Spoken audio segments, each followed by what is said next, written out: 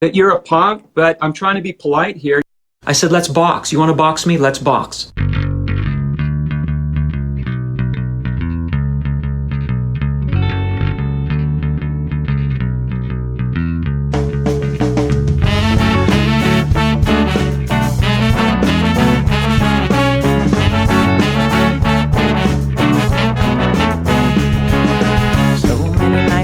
In this world, accessible of kindness and ethical blindness. So please excuse my sarcastic tone. I'm a bit underwhelmed by the sample shown.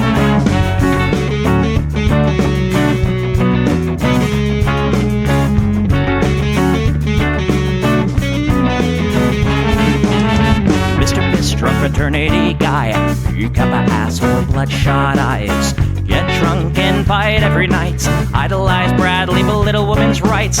Homophobic, racist, and don't give a fucking hey. Do you think you can drive a bigger truck? So wear your baseball cap to the side to let everyone know that you're a nice guy. So cool, was so impressed. Lots of chicks and a barrel chest. Cause you're a real man. Punch for punch, gonna piss in your face while you're passed out drunk. I'm a nice guy, you're a nice guy. He's a nice guy, but all of you are assholes. I'm a nice guy, you're a nice guy. She's a nice guy, but all of you are assholes. Nice guys rule the planets. Oh, I just can't understand it. But defined by deception and lies. Social Darwinism and an overdose of pride. Fuck off, sure, I don't wanna hear it. Fuck off, sure, read into the lyrics. Cause everybody gets their just desserts. As long as you remember that nice guys finish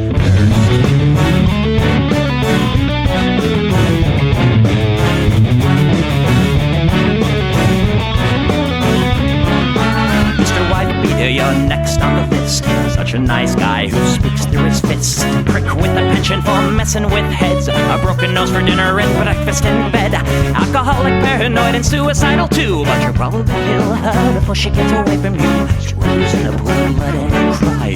All your friends say that you're a nice guy. Have a drink, this one's on me. Look, you're doing fine, losing to your disease. Comatose, I'll pack your bags. Bury you like cats ready to go. I'm a nice guy, you're a nice guy. We're all nice guys, but all of you are assholes. He's a nice guy, she's a nice guy. Hey, Tom Bone's a nice guy. All of you are assholes. Nice guys rule the planet. The public dominant. Put a body by deception and lies. Social Darwinism and an overdose of pride. Fuck off, jerk off. I don't wanna hear it.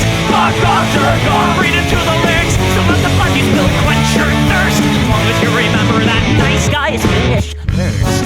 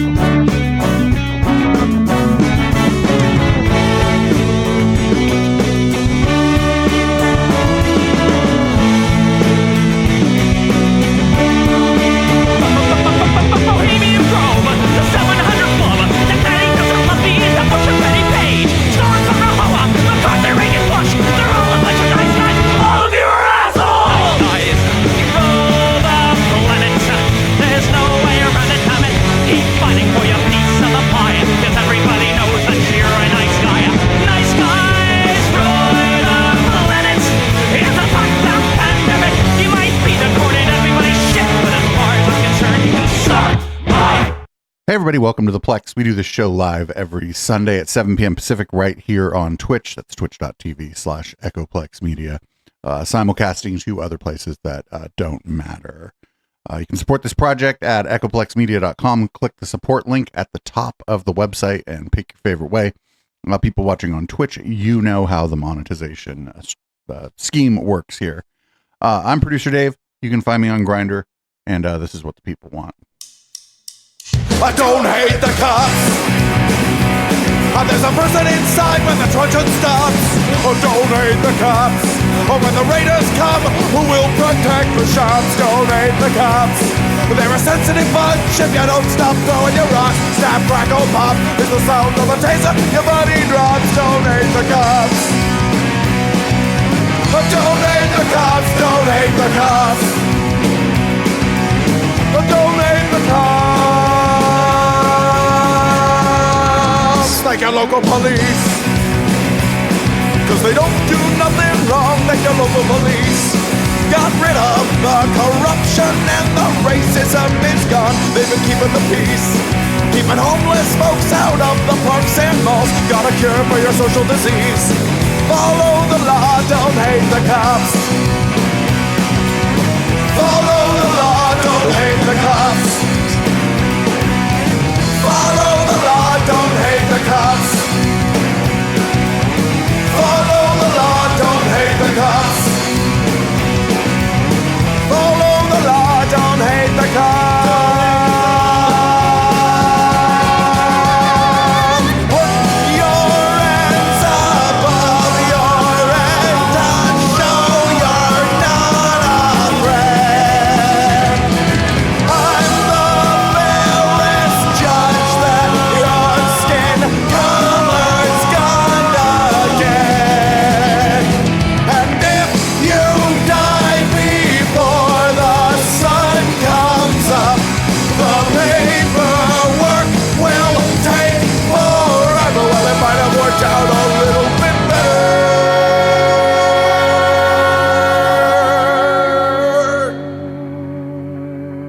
if you didn't hate the cops. Cause they don't do nothing wrong, don't hate the cops. You can't blame them for just doing their job, don't hate the cops. Well, you gotta wonder, how much would it cost for you to be shot at and stabbed at by maniacs and drunks? Don't hate the cops, don't hate the cops.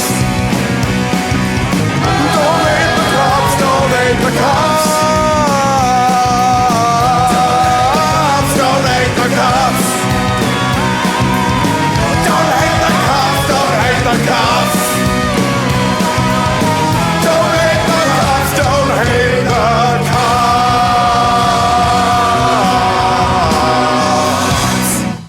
Well, I wasn't sure where to put this story, so I put it first on the docket. Just a reminder, even if you're religious, don't send your kids to some fucking Jesus camp. Just not a good scene. We're turning now to an odd case out of southeast Iowa. No charges have been filed after 88 children were removed from a Columbus Junction religious camp. Those part of the organization continue to deny allegations of child abuse and endangerment. Tonight, Jenna Webster explains how two members say it's helped both them and their families. The Kingdom Ministry of Rehab and Recreation invited us back down to Louisa County to talk to us about their mission, how they say they help others, and why they set up in Columbus Junction in the first place. This is where they put the guys in this dormitory. The ministry was founded in Columbus Junction in 2018 in honor of an American missionary from the town. That's how a lot of Chin people now know about Christ, who came to Christ, is through Arthur and Laura Carson and their missionary work. That missionary work began in Burma in the 1800s. Now the Iowa church is primarily for Chin people. This is the church. This was built. They finished it like 2 weeks before camp started. Grady Eal is a volunteer and teaches Sunday school where she lives in Wisconsin. She learned about the ministry 3 years ago when she came to drop off her dad. And a lot of people have come here, found salvation, found freedom, and are able to walk away from addiction. I came from a broken family. I struggled to stay in school, so I thought a fresh start was what I needed. Tracy Parr moved here a couple years ago from Indiana. She learned about the ministry from her aunt in a church service back home. This is the place where we don't judge. This is the place where we accept people. The ministry shares some of its services on its Facebook page. Parr says the support here is the reason she was able to graduate high school last month and plans to start college. We're innocent. They're not going to find any abuse or anything like that. The family behind the ministry and camp has denied reports of child abuse and endangerment that resulted in police taking 88 children into protective custody. They're helping people, and even if a lot of people might not approve, they have the approval of the Lord, and at the end of the day, that's all that matters to us and to them as well. In Columbus Junction, Jenna Webster, WQAD News 8. Now, we've reached out to the Iowa Health and Human Services Department to find out the next steps in the investigation, and in just the last 30 minutes, we were told that information is confidential and that Iowa Health and Human Services is, quote, not the custodian of search warrants. Now, 2 days before the camp began, the ministry posted on Facebook saying it would be closed to visitors. Written in Chin and translated to English, quote, "Please keep us in your prayers as many young people aged 14 to 25 will be studying God's word day and night."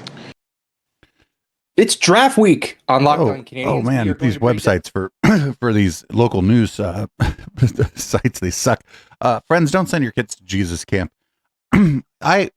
You got to do some shit in Iowa to get the fucking authorities to come take like almost 100 kids from your church.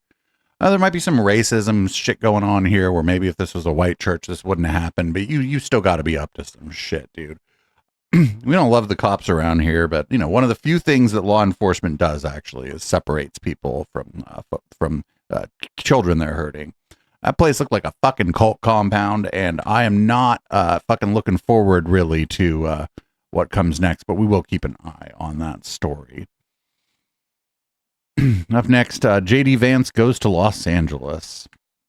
And when he went there, he was only there for a couple hours and found time to sit down with somebody from Fox News while he was there because fucking, of course he did. So you're here in Gavin Newsom's backyard. Yep. Whole lot going on in the world right now. Sure. Why come to LA right now? Well, first of all, we've wanted to come and check out what's actually going on the ground, show some support to the FBI agents, the National Guardsmen, and the Marines who've been here, I think, bringing peace to what was a very chaotic situation thanks to the leadership of Gavin Newsom and Karen Bass. If you really think about what's at stake here is the basic principle of, do we get to enforce federal immigration law when the people's duly elected president says we've got to enforce our borders? And I think obviously the answer is yes. And what you saw in Los Angeles was really, I think, a conspiracy of the mayor, the governor, and a lot of radical left protesters who are going to say, no, we're not going to let people enforce the immigration laws of the United States of America. We in the Trump administration had a different attitude towards that. Obviously, you've seen that immigration happen all over Southern California. I think we've now restored some order to Los Angeles, and thank God that we did, because I think absent President Trump's leadership, you would have seen the city really spiral out of control, which we don't want. I think it's a beautiful city. It's got a lot to offer, but you've got to be able to enforce immigration law.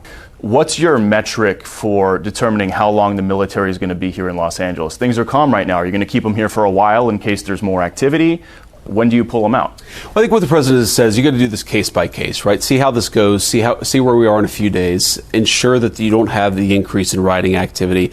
I mean, look, when these riots break out, people can't access basic services. Stores get destroyed. People's economic life is destroyed. And of course, if the riots really get out of control, you have people violently attacked. So we're going to pull out the troops when we feel confident that level of instability is not going to return. But of course, when that happens and when the president makes that decision, of course, it's easy to put people back in if you feel like that rioting starts to ramp up again. At the beginning of the administration, the idea was worse first, right? Targeting the worst of the worst criminals. Sure. You guys are still doing that, but we're also starting to see Home Depots getting hit, car washes, agriculture workers. Is the net widening? Because we hear, there's targets, they want 3,000 arrests a day. So are you guys widening the net in terms of who you're going after now? Well, first of all, Bill, let's step back and appreciate just the radical success of the Trump administration. Simply through having a president who cared about border enforcement, we've gone from close to 3 million illegal border crossings per year to actually net negative illegal immigration in this country. In other words, we're deporting far more people than are coming in illegally into our country. That's exactly what should be happening. And that really all it required was a president who empowered federal law enforcement to do the job of enforcing our borders. So, yes, you're right. Now, what do we do? What the president has said is we really want to focus on the illegal immigrants who came during the Biden administration, but also we're enforcing everywhere. In other words, the president has said if you are an illegal immigrant into this country, you ought to voluntarily go back and come through the proper channels, because we don't want people who have come into the country illegally just staying here indefinitely. That's not the policy of the Trump administration. We've empowered law enforcement to really enforce the law. Yes, we're focusing on the most violent criminals. We're focusing on people who came here illegally over the Biden administration. But put simply, if you came into the country illegally, if you're not a legal resident of the United States of America, you ought to go back home and come through proper channels. Our thanks to Bill Maloogian. Oh, it's that asshole. This asshole right here. There's a whole thing about this asshole. Keep your eye on Down Ballot if we ever do an LA one. So they talk about, the rioting and people can't get where they're going. They always do this. Like in LA, First of all, this is a problem that the Trump administration created by sending the fucking Gestapo in to get people's neighbors. But then the other thing is, like, there was like a 2 or 3 square block radius. It wasn't huge, like where the intense protests were happening. They always do this. They act like the whole city is being, like, the protest is covering the whole city, but LA is huge. And no, it wasn't. It's just small areas. And then more protests pop up every time they show up somewhere and start fucking with people. So, like, that's just not true. And they frame it this way because, like, the rest of the, like, most people, a lot of people live in Los Angeles, but most people don't. So most people really don't understand, like, the scope, there's the utter size and vastness of LA. And they don't know that, like, basically nothing's going on there. Like, I mean, something's going on there. People are opposing the deportation of their neighbors and especially like the brutal way in which it's being done. And it's just amazing that the Trump administration is acting like this, that these protests popped up, like, not because of their actions. And shout out to the protesters. I hope that people continue to resist ICE, and I hope that people continue to do it in new and interesting ways. Here's more about J.D. Vance's visit to Los Angeles. By the way, he was only there for a couple hours. He wasn't out in them streets. He wasn't even outside. This is a federal building in Westwood in Los Angeles. Those are the Marines. J.D. Vance, the vice president, just wrapped up a visit to this facility. He's here during this ongoing immigration enforcement operation in Los Angeles. He says to get a look at what's going on in L.A., get a briefing from the law enforcement officials, but he's really not spending any time at all on the streets of Los Angeles looking around. He's here for about 5 hours. From here, he's heading to a fundraiser for the Republican National Committee. During that press conference, he said that California Governor Gavin Newsom and Los Angeles Mayor Karen Bass are inciting what he called violent mobs against federal law enforcement agents here in Los Angeles. You had law enforcement officers who were being captured and beaten by violent mobs, egged on by... I'm sorry, who captured a fucking ICE agent? Is there something we don't know here? Who captured one of the fucking ICE agents? Holding them hostage? What the fuck? Wait, what? This is captured? They didn't capture anybody. Newsom and other officials. He also justified the ongoing presence of the Marines and the National Guard on the streets of L.A. It was necessary to send the National Guard to stop that process, to bring some order back to this great city, and to make it possible for the people's president to enforce the people's immigration law.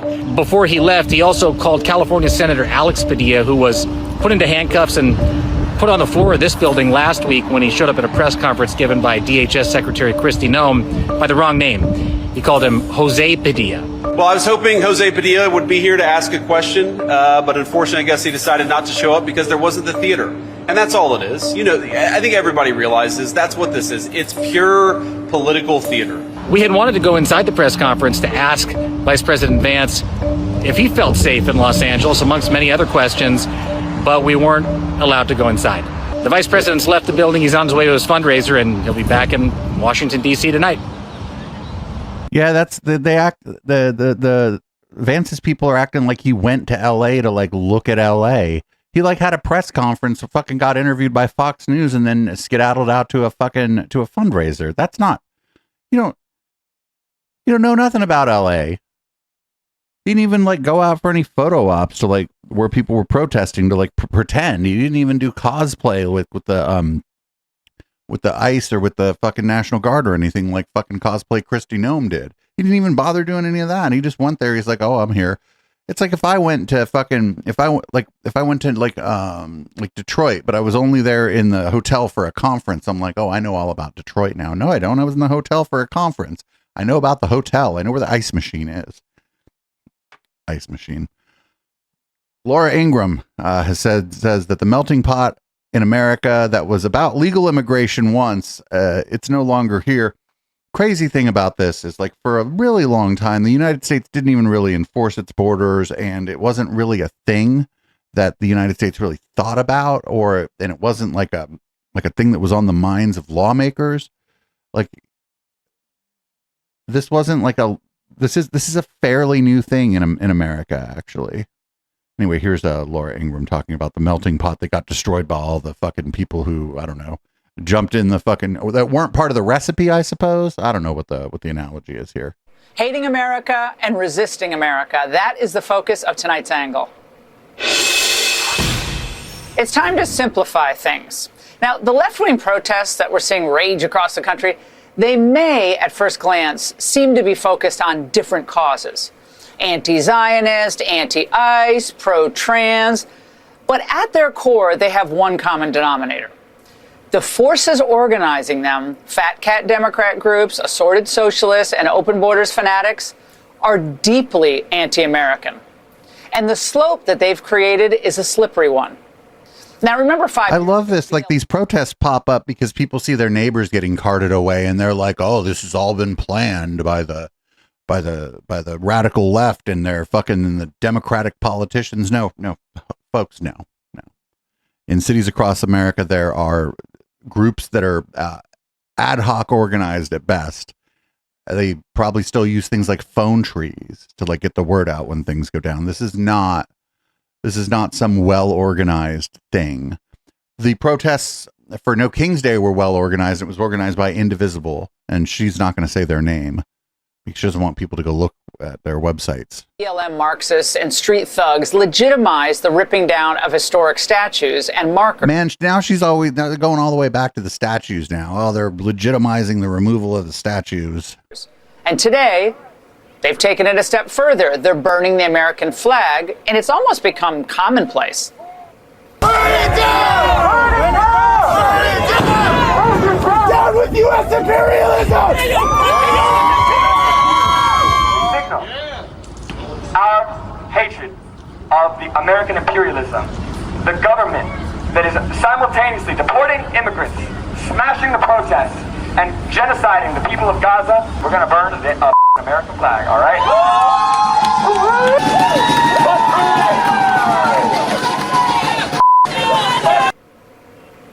Well, the Mexican flag is flown proudly to say, "Lady, go burn a Mexican. It's your right to burn a flag. As long as you're not going to start a fire." It's been long held in America that you can burn a flag in protest. It's just your right. Would I burn a flag as a protest? Maybe, maybe not, but that fucking go burn a Mexican flag, lady. I don't give a fuck. It's just a flag. The shit's made in China like every other flag. this is our land. You stole it and we're taking it back. Of course, they're ignorant of their own history.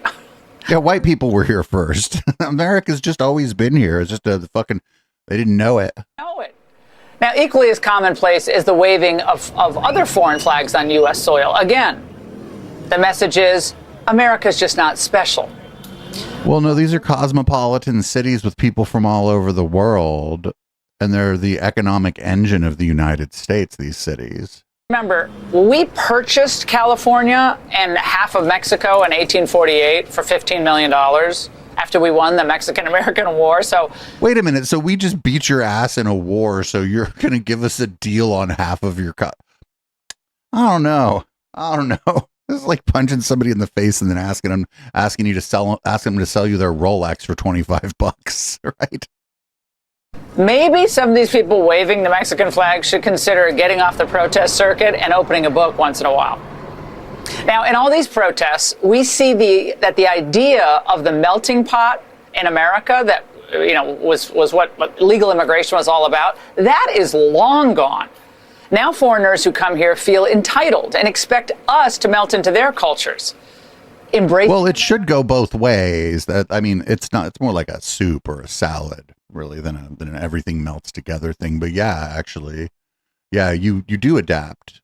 As people who were here when the immigrants got here, when immigrants get here, you do adapt to their customs, their ways of life. So you enjoy their food. You go to maybe you make friends with some of them, and they have different customs, and you learn from their. Yeah, you do. That's the fucking one of the good things about immigration. They don't just come here and like assimilate like the Borg. They come here and they become part of the fabric of the community. Abiding by our laws, honoring our customs, that is out the window. Instead of bringing America into your own experience, they're encouraged to resist America. So you got online propaganda bought and paid for by rich Democrat donors, feeds this radical. These people talking about online influence being funded by rich Democrats is pretty rich, pretty ballsy. Heck, many of our own schools teach them to resist the government here. I think she means they teach history. I think she means they teach an honest history of the United States. Because if you read an honest history of the United States, you're gonna be like, oh, a lot of times we were the baddies. Looks like World War II was the only time we were on the right side of things. Maybe. I mean, yeah, we were on the right side of things, but who knows why? Who knows why? We could have very easily just joined the other fucking side, I think. Up next, we got Jesse Waters talking about fucking calling ice on your fucking girlfriend. They don't just want the cheap labor. Progressives are straight up lying about who's getting the boot from ICE and creating some really deranged propaganda. Watch. I had a really good time today. Yeah, me too. I really like. What are you doing? That girl looks like Juco. What are you talking about? Who are you? I'm your Republican congressman. Now that we're in charge, we're rounding up illegals. She was born here. She's a citizen. I don't care. She looks like one of them. But don't worry. When she's in prison in El Salvador, she'll have lots of company. Outnumbered co-host and former White House press secretary Kayleigh McEnany. So Kayleigh, the Democrats are running that ad that says ICE is gonna abduct your Spanish girlfriend. I don't know if she was Spanish. Does he mean Spanish from Spain, or does he mean she speaks Spanish, or does he know? Does he know the difference? and take advantage of her in a mega prison. Sorry. I mean, no, it is worth the laugh. This is what they're coming up with. I mean, look at this. Look at this. What about the 2024 election said this is what's going to win the day? These Democrats, and I don't like throwing around words, they are so dense. The polling shows immigration is Donald Trump's top issue. He has majority support.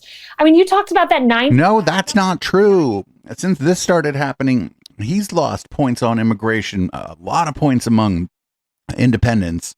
Among Republicans, he's lost points, and like Democrats kind of already like didn't like any of this shit to begin with, but he still lost a couple points from Democrats. He's down on this issue since all this started, not up. 95 illegal immigrants coming in one day to the southern border. It's 2,000 miles long. Bill Melugin said that's the most jaw-dropping statistic he has ever heard. It is the lowest number ever to come to the southern border. And the American people say, we support this. And what do Democrats do? They're going to abduct your, Spanish-speaking girlfriend and take her to prison in El Salvador. But oh, wait, at least she'll have senators coming down to have margaritas with her. Watch out, boyfriend, because you'll have a bunch of Dem senators lining up. I met a bunch of guys that are dating illegal alien Spanish girls. They're like, ICE, here's the address. She hasn't been very good. It's wild. Yeah. What the fuck, dude? Okay, so Spanish is a language, but it also refers to the people of Spain. Spanish does not. We don't call people from South America, Central America, Mexico. We don't call them Spanish. That's the language they speak, but they're not Spanish. Like Salvadorian, Honduran, Mexican, Panamanian, Brazilian. Yo, what the fuck, dude? Oh, man. All right. So apparently they decided to deport an Afghan national who worked with the military, the United States military during the Afghan war. So also don't help the military and then come to this country and try to become a citizen, because they'll kick you out too. I work with the U.S. military back in my home country. Okay. I have all the documents. I was interpreter I work with the U.S. military. An Afghan national, whose lawyer asked NBC7 not to use his name, calmly tells ICE agents he aided the U.S. military in Afghanistan as he's detained after showing up for his hearing. And he believes that if he returns, he'll be detained, probably tortured, and possibly even killed. His attorney, Brian McGoldrick, tells NBC7 his client has ample documentation verifying he worked with the military, providing vehicles and serving as a translator, but that he wasn't able to make it out during the U.S. withdrawal. McGoldrick says the man feared for his life under Taliban rule. Well, while he was in Afghanistan, he was threatened repeatedly.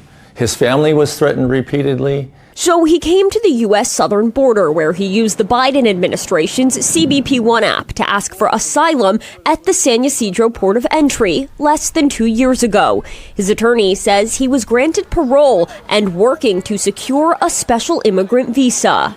They want to deny him even the opportunity to have his asylum case heard. We asked ICE officials about this incident, but didn't receive any answers in time for this report. Could you back up, please? I didn't know that it's going to happen like this for me. Well, sir, I didn't know that either. None of us are big fans of the Iraq war, but if we go invade a country and then use people on the ground, as we do, you have to do that, as translators and get access to maybe vehicles if you don't have vehicles or whatever. And then they come here claiming asylum because the folks that, you invaded were not too happy that they helped you. We should probably give them a fair hearing. I mean, everybody should get a fair hearing for asylum, but you would think that this would be the guy who would get the fairest hearing for asylum. But nope. Looks like he has the wrong imaginary friend to me. Got to get rid of him. Like that. This is fucked up too. The fucked up part about this, I mean, there's a lot going on here, but the fucked up part about this is these people, they came, they got court dates, they're showing up to their court dates like they're supposed to, and they're getting fucking busted, like showing up at their court dates. The Trump administration would have you believe that there's all these people here that they're rounding up who just are just here. They just kind of walked across the border and like fucking moved to wherever they moved. But we keep seeing over and over and over again that some of the people that they're busting are like following the fucking rules. Not just the American rules, but the rules set out by the international community that how countries are generally supposed to handle asylum. And those people are getting fucked. So now, like, what's the incentive for anybody with a court date to show up now? I mean, honestly, I'd go underground, right? Wouldn't you? I'd stop showing up to my court dates. I'd move. I'd go underground. But that's kind of what they want. Because now they have an excuse to come get you, right? So you're damned if you do and you're damned if you don't. Up next, here's the LAPD, not ICE, the LAPD arresting a photographer during an ICE raid. With reaction and some stunning new video, Alina. Hi there, Micah and Sandra. All right, nope, this is ICE wilding out in Pasadena. I'm the best broadcaster. And some stunning new video, Alina. Hi there, Micah and Sandra. Yeah, very upsetting for the people in this area who had to watch through some of the businesses here, watching these immigrants being taken away by federal agents. And it all happened right here behind us at the corner of Orange Grove and Los Robles. New video into KTLA shows a federal agent jumping out of his vehicle and pointing a gun at someone trying to photograph his license plate number. We don't know the exact circumstances, but it was around the time several people were arrested this morning. LA, I've been in LA for 35 years already. I never said this.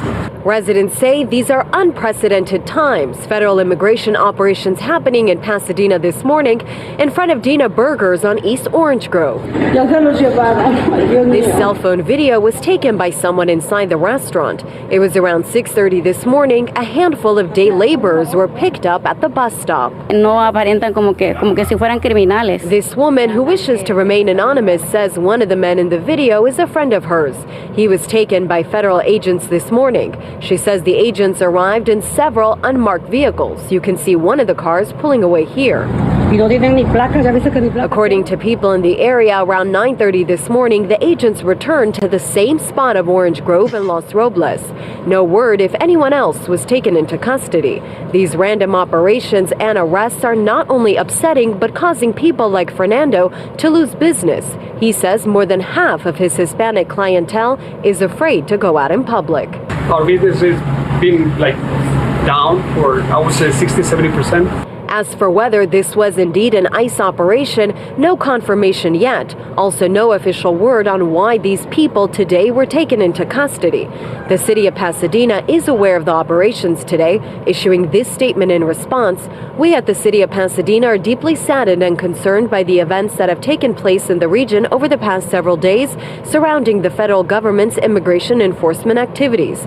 Neither the city of Pasadena or Pasadena Police Department participate in the enforcement of federal civil immigration laws, nor do we ask about individuals' immigration status when responding to calls for service or when delivering city services. Now, in response to what happened here in Pasadena, we're told there will be a vigil at 6 o'clock tonight here in this area in order to raise more awareness and to let other immigrants in the community know their rights, just in case they are approached by a federal agent. I'm Lena Bourbon reporting live in Pasadena, KTLA 5 News.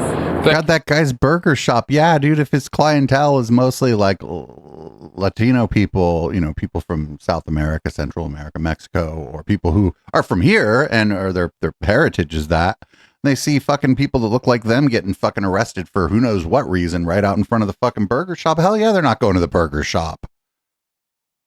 I mean, I don't know, maybe the white folks in the neighborhood or whatever should do this guy a solid and try to patronize that burger shop or something.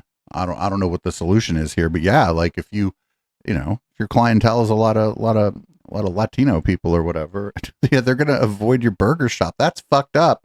That's a small business owner. Aren't the fucking Republicans and shit supposed to love small business owners, especially legal immigrants who are small business owners?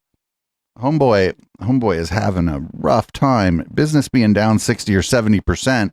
I mean, restaurants run on like a fucking thin margin. If your business goes down by that much, your restaurant's not long for this world. I wonder if that burger shop's any good. I don't live nowhere near Pasadena, but if I'm ever in Pasadena, I'm going to Homeboy's Burger Shop. Up next, the clip I thought I was playing before. Maybe. Fucking wonderful website they got over there at Twitter. All right. So the LAPD arrested a local photographer. The LAPD, not ICE, arrested a photographer during an ICE raid at Costco. Oh, dude, you know how mad the fuck white people are going to be if they start raiding the Costcos? My God. This video has been deleted. So the post is still up. So the person didn't remove the post. This video has been deleted. I think Apartheid Clyde deleting videos of this stuff? Might be. I don't know. Could just be a glitch over there at Twitter. Who fucking knows? I just know that I did watch that video and it was there earlier today. Well, it's the way it goes.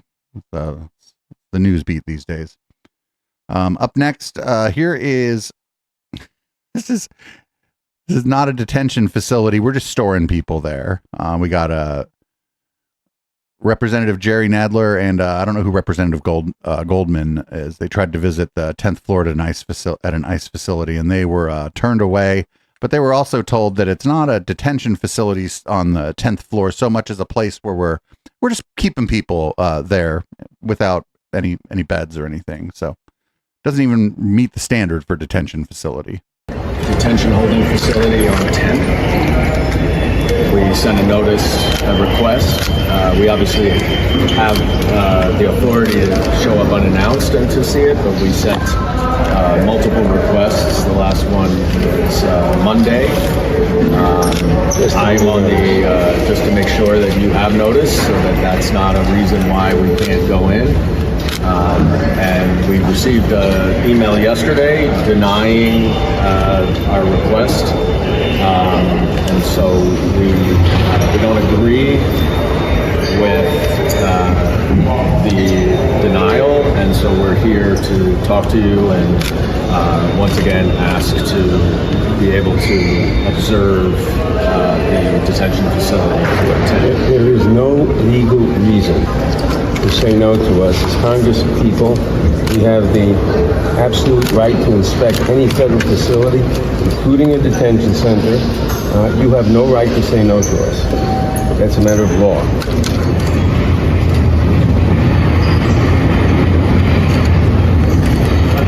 Well, that's not our understanding. I appreciate you guys coming, but our understanding is that your oversight responsibilities with 547 do not include processing areas. They include all areas. Well, let's just talk about are people being held on 10?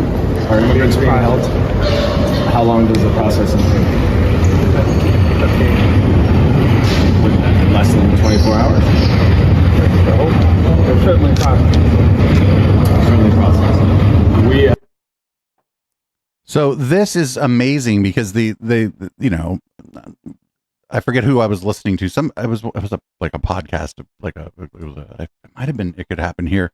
They went over like the part where the Congress does have, they can go to a federal facility and take a look around. They can do that. They generally don't, right? Because like the Congress, they're busy raising money for their next election. They generally don't do this shit.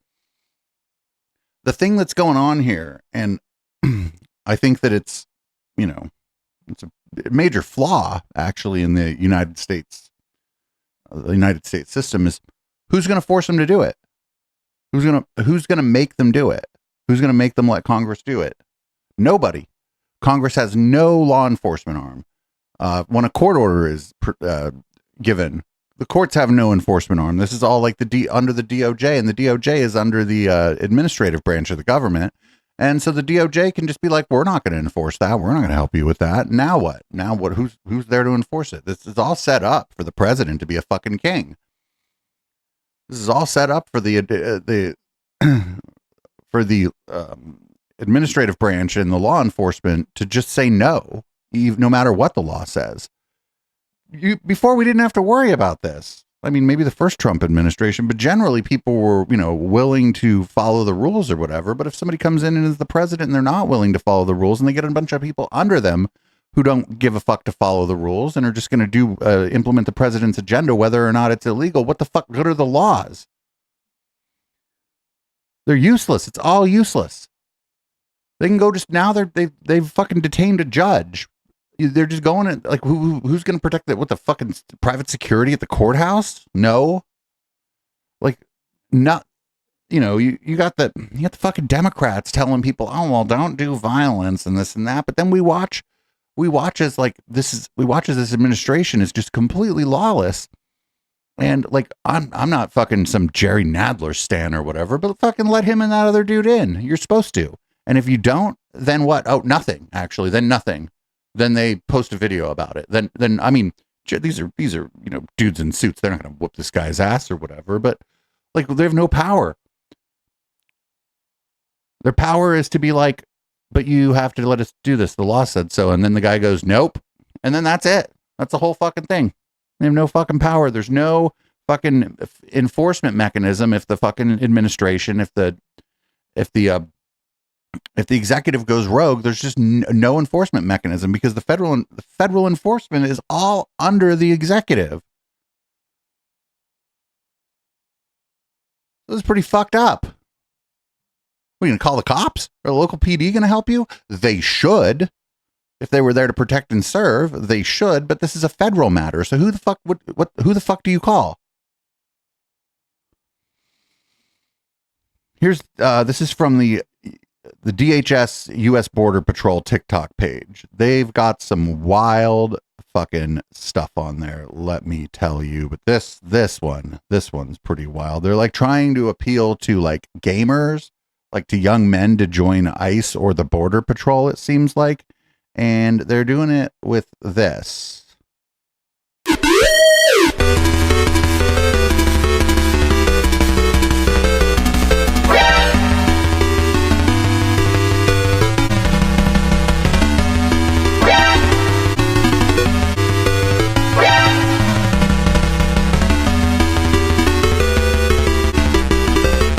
They're using the fucking crosshairs, dude, like they're gonna shoot them.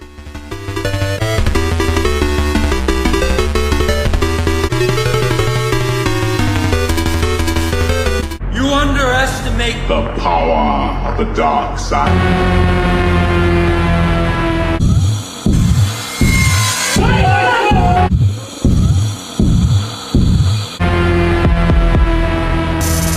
Boats look cool, but Just let them know that we have a finite amount of time on this planet, and you could be viciously mediocre, or you could get the fuck after it. Wait a minute, 10 toes in when we standing on business. I'm a big stepper, underground methods, top-notch hoes, get the most, not the lesser. Straight terror, product of your errors, pushing culture, baby, got the product you can measure. Under this administration, we defend our soil. We know who comes in. And if you try to come in illegally as a cartel, or you try to smuggle or traffic, you will be detained by a member of the U.S. military. And then you will be prosecuted by the Department of Justice. And you will be charged to the maximum extent of the law.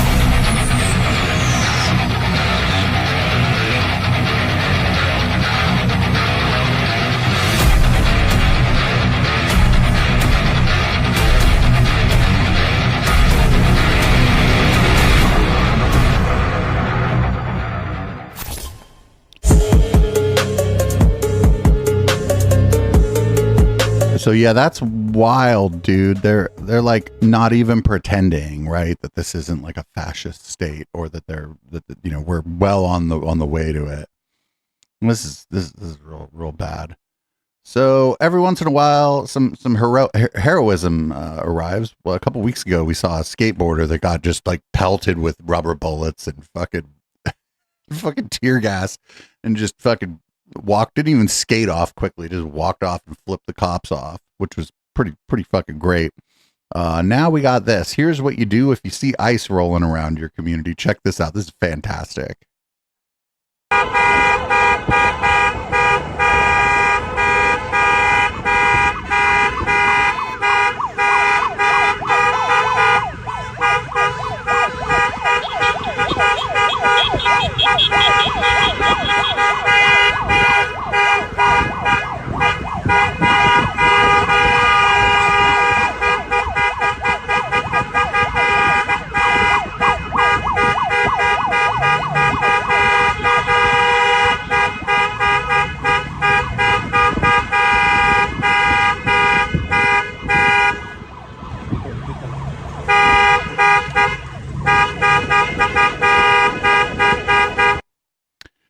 So that's great. That's great. Nonviolent. Certainly, if people know that if they see, you know, a couple cars following, you know, a black, you know, SUV or a van, that's immigration enforcement. That's a pretty good way to alert people what's going on. You know, I'm not suggesting anyone specifically do this because this is dangerous. They might shoot you. If you look like they might deport you, they might fucking deport you. But if you're like a white guy who looks like me, go ahead and do this. I think you'll get away with it. And it's a good thing to do. Plus, it's kind of fun. It's like a slow speed car chase. So ICE was, for a change, denied entry somewhere. This is a Dodger Stadium. They were not allowed into Dodger Stadium in Los Angeles. I have a feeling that this is because the Dodgers make a lot of money for LA.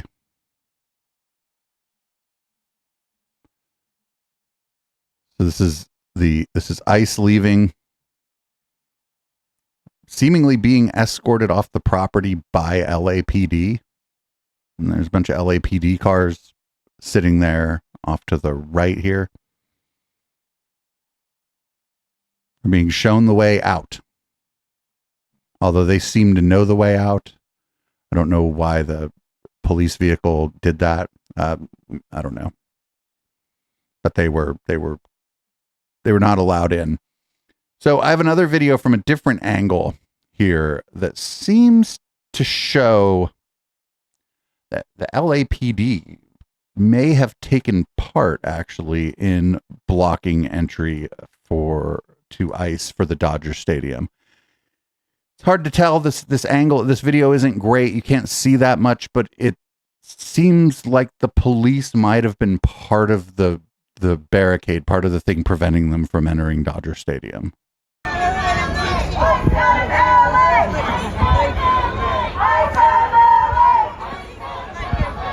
So you can see, look, you can see like at the gates, there's 2 cop cars, like 3 cop cars here that appear to be in the way. And it appears that the lady cop here is talking to the federal agent here.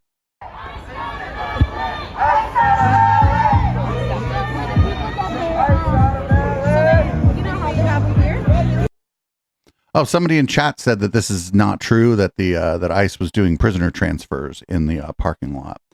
That could very well be the truth. I don't know. We'll have to keep an eye on that and take a look into it later, maybe. From the video, again, it that what somebody in the chat said does make a little more sense, but just watching the video, it did look like it could have been LAPD was blocking entrance to the Dodger Stadium, but I am inclined to believe that it was all bullshit and that they were just using the parking lot, because that makes a lot of sense and doesn't require a lot of assumptions, right? So everybody, did you know that if a certain business owners kiss the ring, they might get to keep their cheap labor? And I'm never going to do anything to hurt our farmers. And you can also say the leisure business, etc. There are some businesses where you have a disproportionate amount of people that are the people that you're talking about. At the same time, we have to get the criminals out of our country. And we're looking at doing something where, in the case of good, reputable farmers, they can take responsibility for the people that they hire. And let them take responsibility, because we can't. The friend, that sounds like slavery. Put the farms out of business. And at the same time, we don't want to hurt people that aren't criminals. Most of the people that came in over the last 3 years under Biden, I would say probably 3.5 to 4 years, those people, you have a lot of criminals, you have a lot of, we're looking at that very closely. You've had people that have worked on farms for 20 years. It's very hard to go in there and say, you're coming out. But we're going to let the farmers take responsibility. They're great people. They'll do it. They know the good and the bad. So the hard part about this is not like a normal war where people wear uniforms. They don't wear uniforms. But we have murderers that came out of the last 4 years. We have murderers. We have drug lords. We have people that we don't want to. We have prisoners. Why would a drug lord who's a drug lord in Mexico, for example, want to come to the United States? Why would they want to?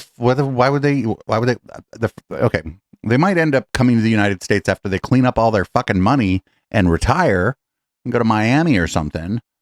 But why the fuck would they want to be in the United States? It seems like a wrong place to be. They emptied out Venezuela and many countries.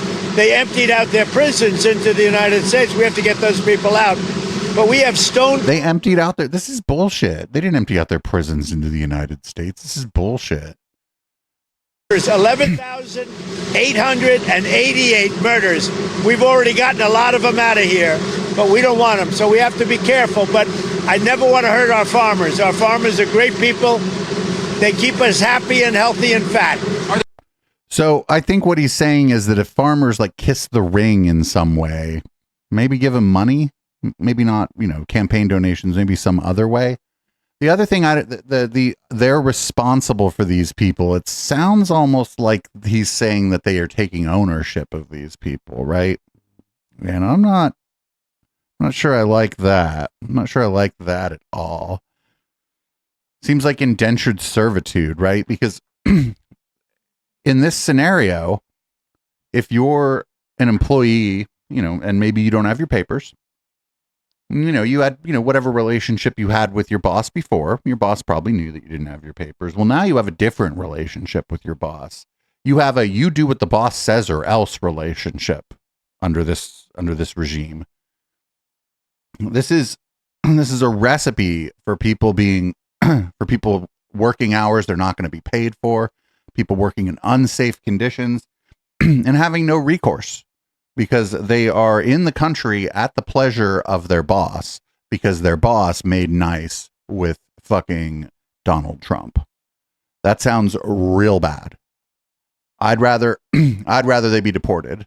I don't like either option, but I'd rather they'd be deported than end up being abused. What about women? What about women who the boss wants to have a little tryst with?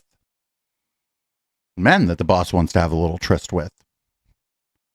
Well, you better do that shit, right? You better do that shit because you're in the country at the pleasure of your boss. Most people aren't going to do that, but somebody gonna. This is wild. This is wild.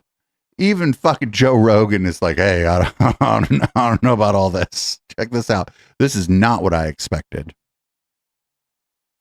Bro, these ICE raids are fucking nuts, man. Watching this protest on television, it's like... You think the raids are nuts? All of it's nuts. I think both sides are taking it a little too hard. Well, I don't think if the Trump administration, if they're running and they said, we're going to go to Home Depot and we're going to arrest all the people at Home Depot, we're going to go to construction sites and we're going to just like tackle people at constructions. I don't think anybody would have signed up for that. They said, we're going to get rid of the criminals and the gang members first, right? And now we're seeing like Home Depots get raided. Yeah, that's because your dumb fucking credulous ass believed him or were inclined to believe him. Like, it's good because this guy's a big audience full of fucking people who they're like, oh, I'm a moderate. I watch Joe Rogan. So it's good that he's saying this, but it's bad because he got duped. Like, that's crazy. Yeah. And then you've got this big protest that's scheduled for the 14th that's literally funded by the lady who owns Walmart. To protest. The protest, it's like no kings. It's like So it's one of the funder, it's Indivisible. One of the people that donates to Indivisible is one of the members of the Walton family who is not actually involved in the day-to-day operations of Walmart in any way. If I'm not mistaken, they're a bit of a dissident from the family, that they're not in line with the family's politics, and they offer funding to Indivisible, but they are not the sole funder, nor do they run Indivisible. King's protest that's happening all across the country. Yeah, like criminals and rapists and, obviously, but then they go to like a college campus and there's some kid about to graduate. They're like, no, you're out. It's fucked up. Rapists, criminals, slow delivery people, ones that can't dance. Who is this guy? Ones that can't dance. Who the fuck is this guy? I know it doesn't work, but I want to fucking find something heavy and throw it at him. But all I do is destroy a display. Play the flamenco guitar. I've got a list. What? My guy's kind of a piece of shit. There's the caliber of the Joe Rogan guest, I suppose. So I had the Democrat ad, but they had run it during the Laura Ingraham segment, so we'll skip that. That ad was pretty good. There's a proposed law in California to basically force law enforcement to identify themselves. We covered this on Down Ballot, but I thought here's some response from a Fox News host named Will Kane. I mean, my response to this was simply that, like, the state, who's going to enforce it? Again, who's going to enforce it? What are the fucking CHP and the local cops going to fucking start arresting ICE agents for not obeying California law?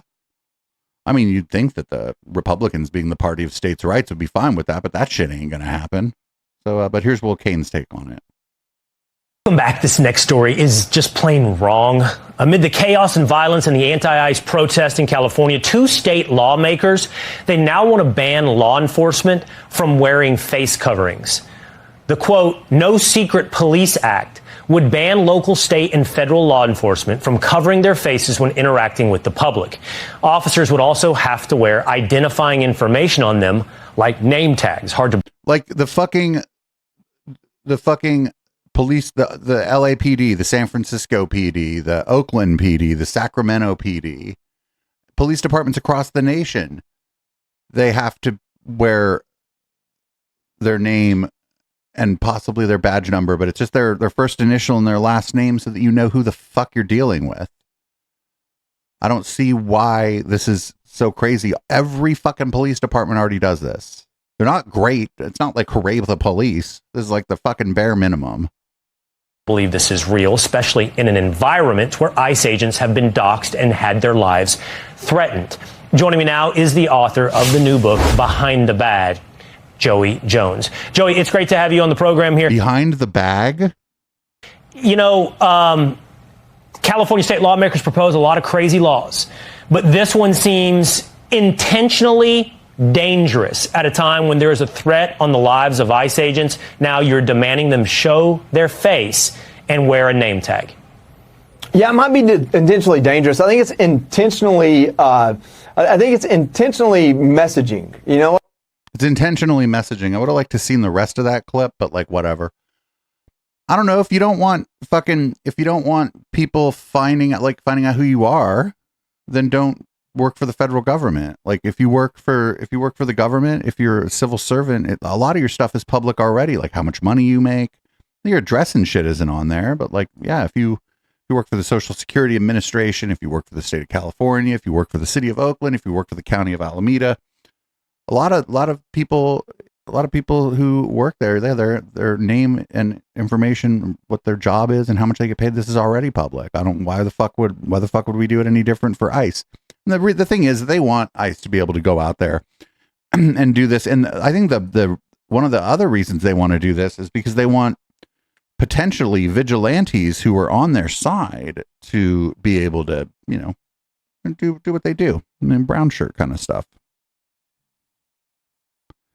So up next, we got a New York City mayoral candidate, Brad Lander, was detained by masked agents this week. Great.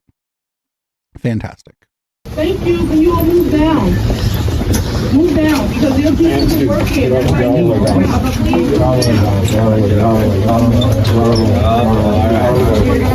What's your name? What's your name?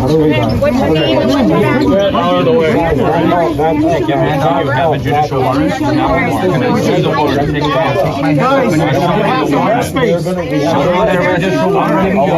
Show me the judicial warrant. Do you have a judicial warrant? Give me your order. Do you have a judicial warrant? Do you have a judicial warrant? Can I see the judicial warrant? You have the warrant. You don't have a warrant. I will let go when you show me the judicial warrant. Where is it? Sir, I have it in my hand here. I would let go. Let go. The warrant.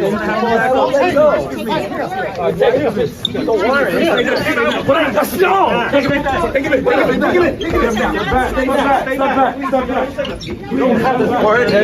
You don't have authority to arrest U.S. citizens.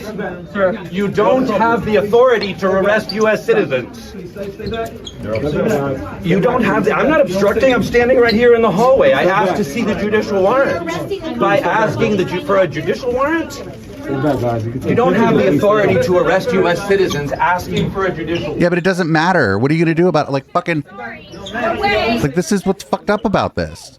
Like, oh, you don't have the. Certainly on paper they don't, but it looks like they're doing it, and it looks like ain't fucking nobody going to stop them, right? Like, who the fucking New York police going to come stop them? No. Again, if the fucking police were there to protect and serve, they could try. The New York police ain't going to do shit about it. Nobody's going to do shit about it. And they figured this out. That ain't nobody going to do shit about it. They're just going to do what they want because anybody, like the people who are supposed to like enforce the law are the fucking the administration. It's the executive branch, and the executive branch controls all of these people. And the executive branch doesn't have any fucking desire to make sure that these people follow the law. So again, who's going to stop them? Who's going to stop them from doing any of this? Nobody. It's going to come down to you and me. Not you and me specifically, but maybe you and me specifically. And a lot of us are going to get fucking shot over this. Like that situation, there was a crowd of fucking people there who were not pleased with what was happening. They were in the way, willing to put their bodies in the way. One of these times we're going to watch one of these and the crowd's going to turn on them and they're going to fucking shoot a bunch of people. I'm not fucking kidding. I don't want that to happen. I want these people to follow the fucking law. I don't like all the fucking laws. You like all the fucking laws? No. I don't like that I can't just walk down the fucking street drinking a bottle of vodka. Like fucking, I'm not hurting anybody, but I don't do that. But that's because somebody's going to stop me. But these people, nobody going to fucking stop them. Democratic Party going to stop them? No. They're going to be like, well, we're going to get you in the next election. Like you believe in the next fucking election. Fuck you. Here we go. Here's Brian Kilmeade, sort of cheering on these people arresting a candidate for the mayor of New York City. And he was like, you can't arrest U.S. citizens. He was like, yeah, he did. Brian Kilmeade is like giddy about this. He's probably the dumbest or maybe the second dumbest person on Fox News. And back here at home, the Democrats are trying to get their 15 minutes of fame. They're fighting. They're interrupting meetings. They're interrupting court hearings, just trying to get on TV. These are people. Wait a minute. That wasn't a meeting. That wasn't a court hearing. The homeboy was in the fucking hallway, I assume, of the courthouse, the courthouse in New York City, where he's running for office, asking them, like, do you have a warrant to arrest this person? And yeah, he grabbed onto the person. Yeah, fuck yeah. I mean, I don't know who this guy is. Maybe this guy's not great, but this is if the politicians mean business, they're going to have to start doing this shit. And it sucks because this dude got arrested. Who knows? Did he get roughed up? I don't know. No. For instance, we had the Democratic mayor out in Newark arrested at the detention facility. We had Alex Padilla, that senator who you never knew before, getting arrested as he interrupted. Alex Padilla is one of two senators from the most populous and most powerful state in the union. People know who the fuck that is. What do you mean nobody knew who Alex Padilla was? He's a senator, like a U.S. senator. Are getting thrown out as he was interrupting Kristi Noem's presser. And now the latest one is Brad Lander. He's running for mayor. He's a Democrat here in New York City. I'm not obstructing. I'm standing right here in the hallway. We are not going to allow Donald Trump to wreck the rule of law, to deny people due process, and to turn our country into something that doesn't meet its obligations. He's got a little bit of a Gary Shandling vibe to him. I kind of like it. I just engaged in that tradition of accompaniment, of trying to bear witness, of trying to walk peacefully with someone, of trying to make sure that the rules are followed. I love that ICE cracked down on him. He's sitting there gripping a reporter and an illegal immigrant, and they said, let go. He wouldn't. So we're going to throw his ass right out. They put him in handcuffs. They didn't end up charging him, according to the governor, but he deserved to be charged. Charged with what? For these lawmakers to respect law enforcement. ICE got to. I don't respect law enforcement. They're out of there. You have a problem, go through the legal process. Wait a minute, but what the fuck? Wait a minute. No. That's the problem, is people rightfully believe that the ICE, the federal law enforcement under the Trump administration is not giving people due process. In fact, when people show up their court dates to engage in due process, they're getting arrested because they fucking are in the process of doing due process. That's what people are fucking mad about. So at least he didn't get charged, or the charges, whatever they were, got dropped. I don't know what the charges were going to be, because they don't really, like he was saying, they're not supposed to be like arresting and charging U.S. citizens with anything. But here's the Governor Hochul of New York with, I already forgot the guy's name, of course. Brad Lander outside of probably the detention center he was held in, saying that he was the charges have been dropped, or that he was not charged with anything. The sorry news. New York, our country. I was literally walking the streets of Little Haiti to try and bring some comfort to a community that's under siege with a travel ban. They're losing their legal status. The streets were empty. We're scared. Businesses are concerned about their future. And that's when I got word when it happened. My colleague in government, our controller, Brad Lander. The video is shocking. I knew I needed to come down here immediately and check on his whereabouts and do what I could to intervene. I'll let Brad speak about his experience. To my knowledge, the charges, there are no charges. Charges have been dropped. He walks out of there a free man. But the fact that they did that, it doesn't, I mean, like, it's good that the dude's not still in the fucking Hoosgow or whatever, but like, dude, the fucking, like, what the fuck?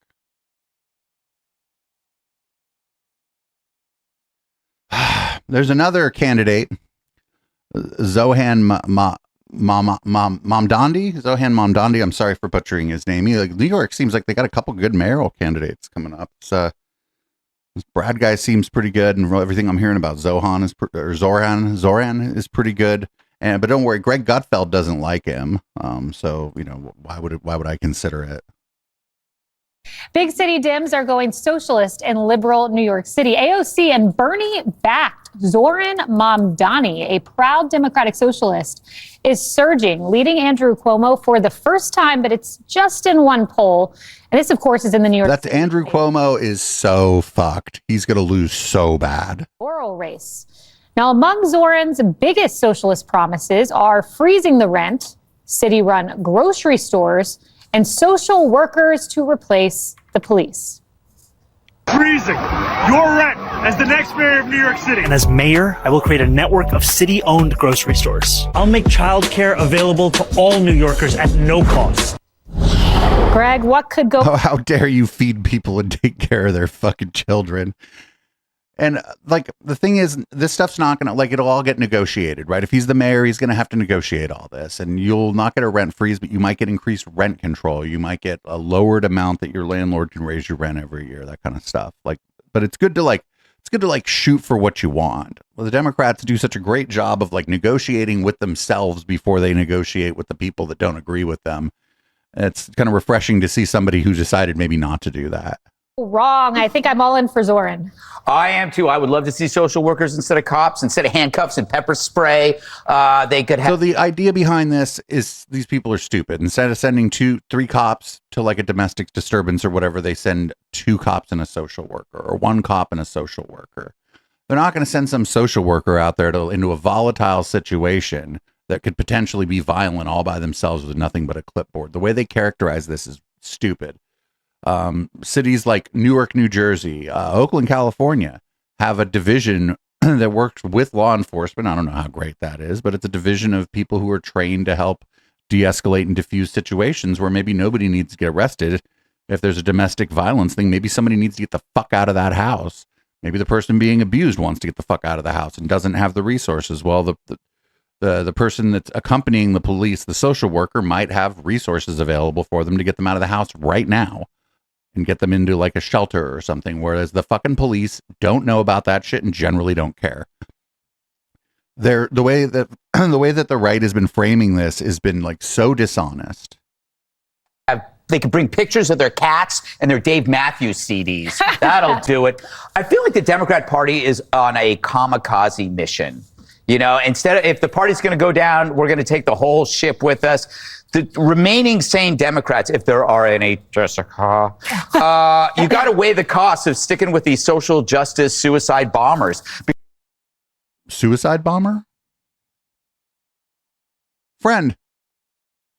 His name's Zora. Oh, man. Because nobody wants this. It used to be cities were actually an actual sanctuary where you married commerce with security, safety in numbers. You could do business. It wasn't like the Wild West. Now it's worse than the Wild West. It's a magnet for mayhem. Sanctuary cities did that, where the worst behavior. Big cities in the United States have lower crime rates than fucking rural areas. This is again wrong.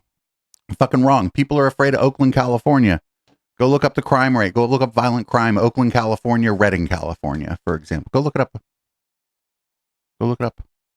Behavior is rewarded, and decent people live in terror. They don't even take public transportation. The left love to say, but you keep telling people that it's gross and don't take public. There's nothing. I'm on the bus all the time here in this fucking place that he probably thinks is the most terrifying place in the world. The people on the bus are all nice, or they're just minding their own fucking business. One of the bus drivers now knows my name because I ride that line so often because I've got to get to downtown or over by Jack London. this is worse than 9/11, whether it's January 6th or Trump's reelection. I'm telling you, man, the Democrats under Bill de Blasio managed to do to New York City what Al-Qaeda never could do, which is destroy our will to fight and destroy our will to live. If this guy even gets close to being elected, dude, you're going to see this. You're going to see this go to hell. Destroyed New Yorkers' willingness to fight. Greg Gutfeld. I feel like if you go start talking that shit to a fucking New Yorker, you'll find out that the people in New York are pretty willing to fight. I don't know, man. They're not like all afraid, dude. I fucking lived in cities. Like I've only lived in the burbs twice, essentially. Both times actually in Fremont. And I don't know. I don't think people aren't fucking less afraid in the burbs. I think people might be more afraid in the burbs than they are in the city. I know in the burbs, like I didn't know my fucking neighbors. Every time I lived in a dense place, I know everybody. I'm already starting to know all the people in my neighborhood, and I've only been here since December. Like, this is all hella stupid. These people, they would never leave New York City themselves, but they want other people to be terrified of New York City. So think about that for a minute. You think Greg Gutfeld ever gonna move out of Manhattan? He ain't never gonna move out of Manhattan. He likes all the good stuff about Manhattan. He just wishes all the poor people weren't there. Up next, we got Fetterman, who has been a severe disappointment. We haven't covered him much, but he's in a severe disappointment on Fox News to talk about Trump's little parade and the No Kings protests. I'm not sure why Democrats would boo a fellow Democrat, but that's their prerogative now. And now with that military parade, again, there was no goose stepping. And now, like, first of all, let's say stop ever comparing anything to the Nazis and those kinds of things. That's crazy. And now, well, what if people are neo-Nazis? Remember, that's our soldiers. That's, this is not an occupying force. This is a 250, anniversary for the Army. Why? No, this was Trump's birthday party. On the 200th birthday of the Army or whatever, we didn't have no fucking military parade. Like, we don't have military. Friend, one of the things that the U.S. would, like during the Cold War, the U.S. would always criticize the fucking Soviet Union for having these big fucking military parades, right? The U.S. criticizes North Korea for having these big fucking military parades. This is despot shit. This is what fucking this is what authoritarian leaders do. I thought we were supposed to fucking be the country that doesn't do that shit. Why it's outrageous to have a parade to celebrate the Army. Now look at that video that's on the screen now. That's not like some kind of like anything extreme. It's celebrating a quarter. A military parade is by definition extreme. I do not think the rank and file in the Army, nor like the people above them, wanted to have a military parade for the 250th anniversary of the military. And you can kind of see like people, they weren't, if you can notice when people were marching, they weren't really marching in lockstep. They were all in formation, but they're kind of strolling. They didn't seem super interested. There weren't a lot of people there in their fucking formal wear. They weren't dressed in like their formal like army suits. I don't know what the fuck the different kinds of like dress are called, but millennia about the American Army. It's like, I don't understand why. Dude, that image right there. Yeah, that's fascist shit. I'm sorry. I don't know what to tell you, Fetterman. That shit looks hella fascist, dude. Don't understand why that's controversial. It's because it's a military parade, and we're supposed to be a country that doesn't have military parades. Again, all through the fucking Cold War, one of the things that the U.S. would criticize, one of the things Ronald Reagan would criticize about the Soviet Union is that they every once in a while had these fucking parades where they would show off all their military shit. Now, this was a little bit different because, I don't know, there was like the tanks were squeaking and shit. It wasn't really all that great. But, I mean, even as far as military parades go, this one was pretty whack. The Russians made fun of it. But, we're not supposed to do this. This is one of the things that the U.S. isn't supposed to do.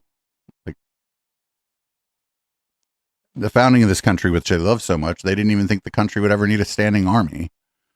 I mean, they were stupid and wrong, but, whatever. They had slaves and shit in a hole.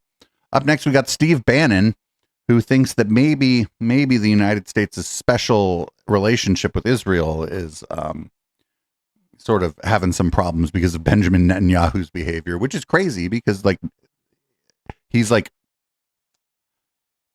to the party, I suppose, but... And I'm sure his reason is just that Netanyahu isn't begging Trump for permission every time he does something. I don't think he is for the Palestinians or doesn't want Israel attacking Iran or whatever. I think it's just that he is mad sort of that the dude isn't kowtowing to Donald Trump, but we'll see. with one swoop of an airplane. Of course, Kayleigh McEnany is infantile. Let's be blunt. That right there is dangerous. That is dangerous, and that is on Fox all day long. I'm absolutely serious. Why do you not think that they're representing a foreign government? Hannity, Levin, the whole crowd. There should be an investigation. Has there been intelligence? Are the guys taking ads? See the AIPAC ads all the time over there. I'm a supporter of Israel, and I believe in Israel first to do what they think is necessary.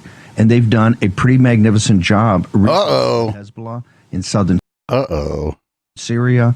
I think even in Gaza, although it should be done a lot quicker and get it over with. Whoa.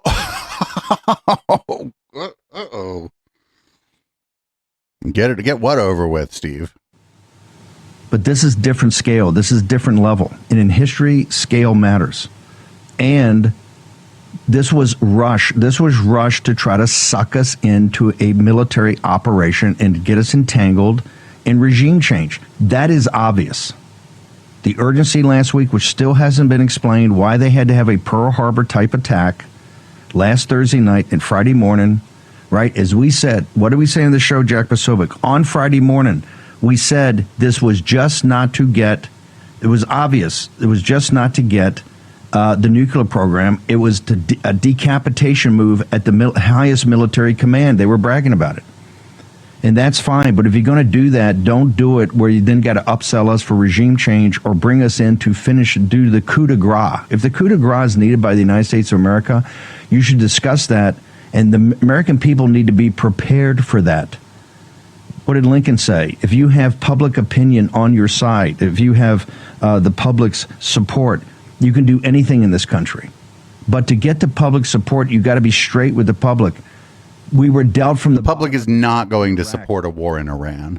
And I might note, Kayleigh McEnany, if you learned your history, Iraq today is, 50% Jack controlled by Persia, for the simple reason is that the buffoons over at Fox that dangerously Persia into the like the Prince of Persia Iraq war, right, had not thought it through. So Jack, where are we? And look, oh no, it's Bumblejack, relationship, which I unfortunately think is being broken right now by the way the Netanyahu government is dealing with us. But that special relationship. Yeah, his only problem is that they're not fucking and basically asking Trump for permission to do things. He doesn't have any problem with the fucking behavior or the actions taken by the governing coalition headed by the Likud party that runs the nation state of Israel. He's just mad that they're not asking Trump for permission for the horrible things they're doing. That's all. They have air supremacy over Persia right now. But if you look at what they're taking, you got to ask the question, and they're running out of ammunition, which they're going to need us to do. They're running out of the refueling operations. They're going to need us to do. We're already engaged as a combatant. Okay, let's be blunt. We're already engaged as a combatant. Now they want to bring us into air operations. And as Hugo Lowell walked you through yesterday, it's not one swoop. Her words at the end are damning. Oh, it's just one swoop. Get off your beach chair. It's just one swoop. Well, lady, guess what? The guys in the beach chairs right now are advising President Trump, think this through. You're the commander-in-chief. We will support you, obviously. You're MAGA base, not Fox and the Murdochs that dumped him in 2021. And oh, no, that's crazy because like a lot of the MAGA people don't like this. A lot of the people who they voted for Trump because they were convinced by other people that Kamala, and in 2020 when they voted for Trump, that Biden was going to fucking go start wars in the Middle East, like famous Democrat George W. Bush did. That was like part of the thing, and now they actually, some of them don't fucking like it. Some of them might realize that they got duped. They like the immigration stuff. They like that fucking Trump probably fucks his daughter. They like all that shit. But they probably don't actually like this. Like a lot of them. I don't know if it's half, but it might be 40%, 35% of them. And that's a fucking pretty substantial portion of your base. Get, Ron DeSantis and Nikki Haley and Youngkin and all that crowd, right? The neocon crowd, promote him over President Trump, try to crush President Trump. Murdoch try to make him a non-person. Those are Murdoch's words, not mine. So your rush here to basically jam the President of the United States and to jam the United States of America into a situation where we had to deliver the coup de grace on a military operation you initiated does not wash with the American people, does not wash with MAGA. And I will tell you, I think the odds are now, well, it worked, that the president thinks through and looks at other diplomatic and economic warfare possibilities to deal with the situation. Jack Posobiec.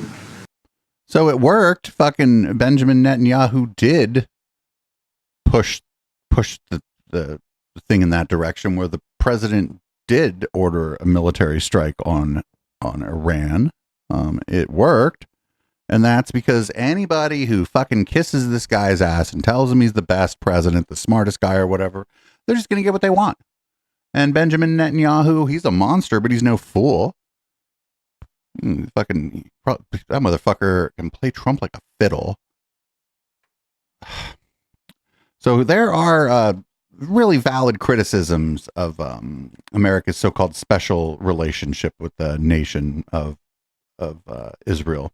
Steve Bannon sort of kind of tried to do it, but only sort of kind of tried. But this guy right here is going to not do it. He's going to do that dual loyalty bullshit. What's up, everyone? There has been a ton of current events, and it's time to weigh in. The first thing I'll say is take your own side, whatever that is. I'm an American, I'm white, and I'm a Catholic, and so that's the how sad for white American Catholics. Side. That's the position that I will be taking in all decisions. But you should reflect and dig deep. Who are you? Wait a minute, I thought these motherfuckers hate identity politics. Reflection, and then come to a conclusion and base your decisions off that. And first, I'll say, as far as the Iran-Israel conflict specifically, there will never be another opportunity like the one that we're presented right now for America to break free from Israel. Honestly, I'm tired of hearing about them. I'm tired of talking about them. Enough is enough. Well, you could shut the fuck up. I think other people have Israel fatigue as well. They have Jew fatigue. I'm sorry? They have Jew fatigue? We don't want to talk about these people anymore, and this is our one opportunity. We will not be handed another opportunity like this ever again, because they're smart. Jews and Israelis are incredibly smart. And you know what? If we don't, I mean, there's fucking okay, Jew. At least, oh god, there's so much to unpack here. This is probably the anti-Semitic thing of the crafty Jew. He's probably doing that. Like with that, it's not funny. I'm sorry, I shouldn't be laughing. But there's probably a ton of dumbass people in Israel, and there's a ton of dumbass Jewish people, just like anybody else, right? Like, because they're just us, but in Israel, or I don't know, some of you here are Jewish, I suppose. I'm not calling you a dumbass. Maybe I am. But like, they're just us, but they're in Israel, so some of them are fucking dumb, and some of them are smart, and most everybody's probably like somewhere in the middle. Advantage of this opportunity to knock them down a few pegs and get have Americans assert control and dominance over Israel, maybe collapse the state, new government, who knows? Excuse you?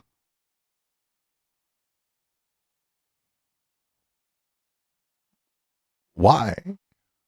But I know one thing for sure. I mean, say what you want about Israel, but they have elections. Like, they can vote the guy out. They're probably gonna. And that is that we will never get another opportunity like this ever again. So we need to do everything in our power to seize the moment. And I think... To seize the moment. Not seize, to cease the moment. Just cease the moment. Make the moment stop now. Everyone recognizes that, but we need to be brave, and everyone needs to stand up. And it doesn't matter who you are, small platform, large platform, you need to be talking about this, and we need to assert dominance, because we will never be free until we are free from Israel. In America, we are trapped, we are enslaved, and this is our one opportunity, honestly. So we need to treat it... We're not enslaved by Israel. That's the Palestinians who are enslaved and fucking apartheided by them, not us. We help them do that. With that level of deadly seriousness. And then, two, I would just say that for any of the Jews out there, any of the people on the fence in the government, because this is a sticky situation, what I will say is that fence-sitting Jews can just let go of Zionism, because Zionism was a 19th and 20th century idea project. It's clearly failed because look at the state of Israel is still tiny. There's been so much turmoil. It sucks to live there. I don't know. It probably doesn't suck to live there. Tel Aviv is like a large cosmopolitan city. The people that live there are not even white. And oh no! Oh, there we go.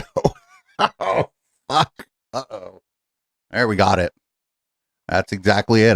This is not the listen. We got strong criticisms of the Israeli government. And to some degree, like downstream from that or upstream from that, like some of the culture around, like especially the way that the average person thinks about Palestinians. But friend, my criticism isn't like that they're not white. And I think the reason a lot of like evangelicals like the Israelis is because they've decided that they are white. And they speak Hebrew. They're not Christian. It's a terrible place to live. So let's this guy is so, I'm sorry. Like, this is fascist shit, but this is so fucking dumb. It's kind of funny. Admit that the Zionist project was a waste of time, money, resources. We fought both World War I and World War II for Zionism, if you know the history. I'm sorry, what?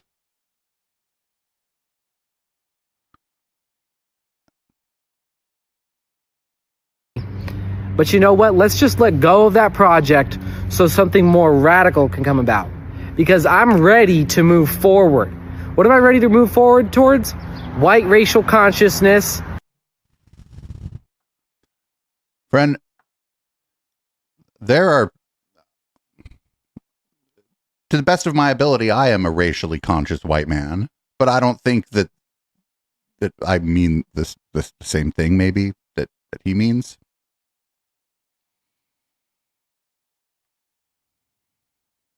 Catholic domination of the globe.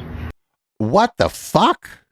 So he just wants what he's calling Zionism, but by the Catholics or whatever, right? He's like, I don't want them. I don't want those fucking people having power. Yo, you're going to have a hard time with that because the new Pope doesn't seem super interested in dominating the world. As well as interconnecting our transport between countries and as far as like strengthening our communities and just not focusing on the Middle East so much. I'm ready to let go of Zionism so something more radical can come forth because they've been holding humanity back. Things are worse now than they have been in a long time. Some things are better, but you know what? If we can let go of Israel, if we can let go of this and we can assert control, something new, more radical. So we have to let go of it, but we have to assert control. Like this guy's like, listen, this guy's clearly a fascist. Like if you ask this guy, oh, you're like, are you for a free Palestine? He's like, yeah, I'd like to free all of them of their ability to breathe, right? Like, I mean, this guy's probably no friend of the Arabs, no friend of the Muslims. Better can come about. And that's what I care about. I want better. Clearly, this whole project has been a disaster, and we need something better. So, yeah, that's my take on it. And it is a sticky situation, but we need to be brave. We need to assert control. We need to let Israel fall if necessary. Absolutely, under no circumstances should the U.S. get involved in that. No. Israel has a nuclear weapon. Technically, everybody, there's no proof of that. Friends, they have nuclear weapons. Based on the behavior of the nation state of Israel over the last, gestures broadly at my entire life, I suppose. If it looks like they're about to lose a war, it might not be that the that the entire government gets together and decides to like fire off a nuke, but some cowboy might. Nah, you have to consider that they are a nuclear armed state and proceed with caution dealing with them. Or Israel is going to fight its own battle, and you know what? If we want to secretly give weapons to Iran or secretly back them so that way they can take down Israel more effective, fine. But you know what? We're never going to get a better opportunity than right now to free the United States from Israel. And that, like I said, is exactly how we should address the severity and the significance of this moment in history we are living right now. Is it America first or is it Israel first? We need to answer that question right now. So I'm like all for the United States backing off and maybe forcing the nation state of Israel to negotiate with its neighbors a little bit better. I think that might be a net positive. But I don't think that's what the guy was saying, like, at all. He just doesn't like them because they're Jewish. That's it. That's the fucking whole reason. I kind of don't care that most of the people there are Jewish or whatever. It has nothing to do with me. I don't like what the government's doing. I don't like that they're starting a war with Iran. I don't like that they've all but completed a genocide in Gaza. But my problem ain't that they're not Catholic or that they aren't white enough. Like, no.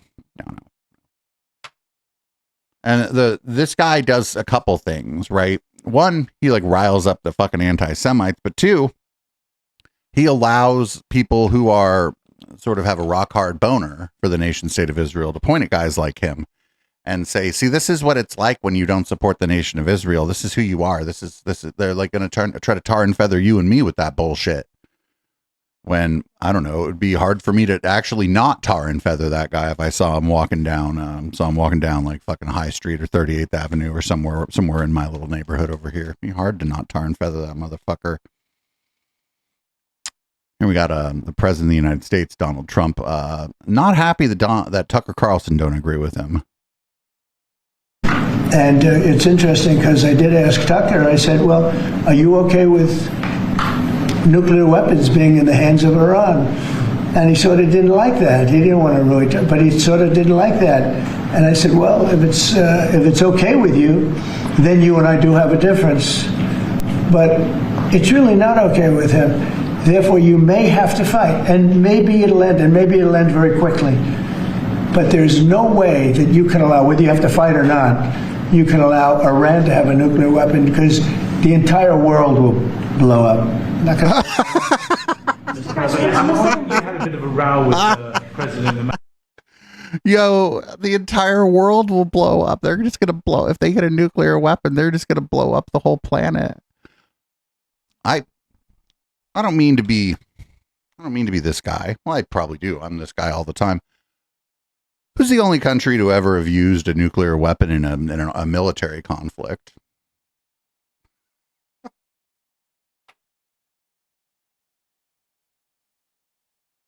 I think it was the United States of America was the only country that ever used a nuclear weapon in a military conflict. So maybe the people should be afraid of the United States having nuclear weapons and just blowing up the world. Here we go. Don't worry. The leadership of Iran is going to come to the White House and they're gonna make a deal. They're gonna make a deal. They're gonna come here and they're gonna Trump thinks they're gonna come here and kiss his ass. Close the door on meeting with them? No. Okay, so it's still open to them coming here in your Yeah, I mean, they asked if they could come, but we'll see if that happens. It's not that easy for them to come. They can't get out. You know, they're in Iran, and in one case, the guy wanted to come so badly, but he can't get out because his bombs dropping all over the place. Have you seen the Tucker Carlson? Hey, who's dropping the bombs? If you're such a good negotiator and you want to negotiate with Iran, why don't you tell your friends, be like, hey, could you stop bombing for a while? I'm going to try to negotiate with these people. they're going to come over here and they're going to tell me Ivanka's an 11. I'm going to work this all out. It's like history. It's like history started fucking 5 minutes ago with this guy, right? Like, no matter what's going on, it all just started 5 fucking minutes ago. I don't know why the fuck the bombs are falling. Did you know, everybody? I think you might know this. We have the stealth. America has the stealth. So that we got planes that he thinks it means they're invisible. I think he thinks they like the invisible jet that Wonder Woman had. Yeah, we have the best military equipment in the world. You see that with this fight. We have planes that are undetectable, flying around like, nobody's able to see them stealth. You guys want to be stealthy tonight. You can be stealth, you'll never lose, right? He's got some kind of sports team behind him. These are incredible planes and weapons. We have the best weapons in the world. That's probably true for now, but China be catching up. And this docket just keeps going. It just goes forever. Did you know that 20 years ago, nobody had any nuclear weapons 20 years ago? I don't know if you knew this. This was 20 years ago, pre-nuclear. It was pre-nuclear 20 years ago.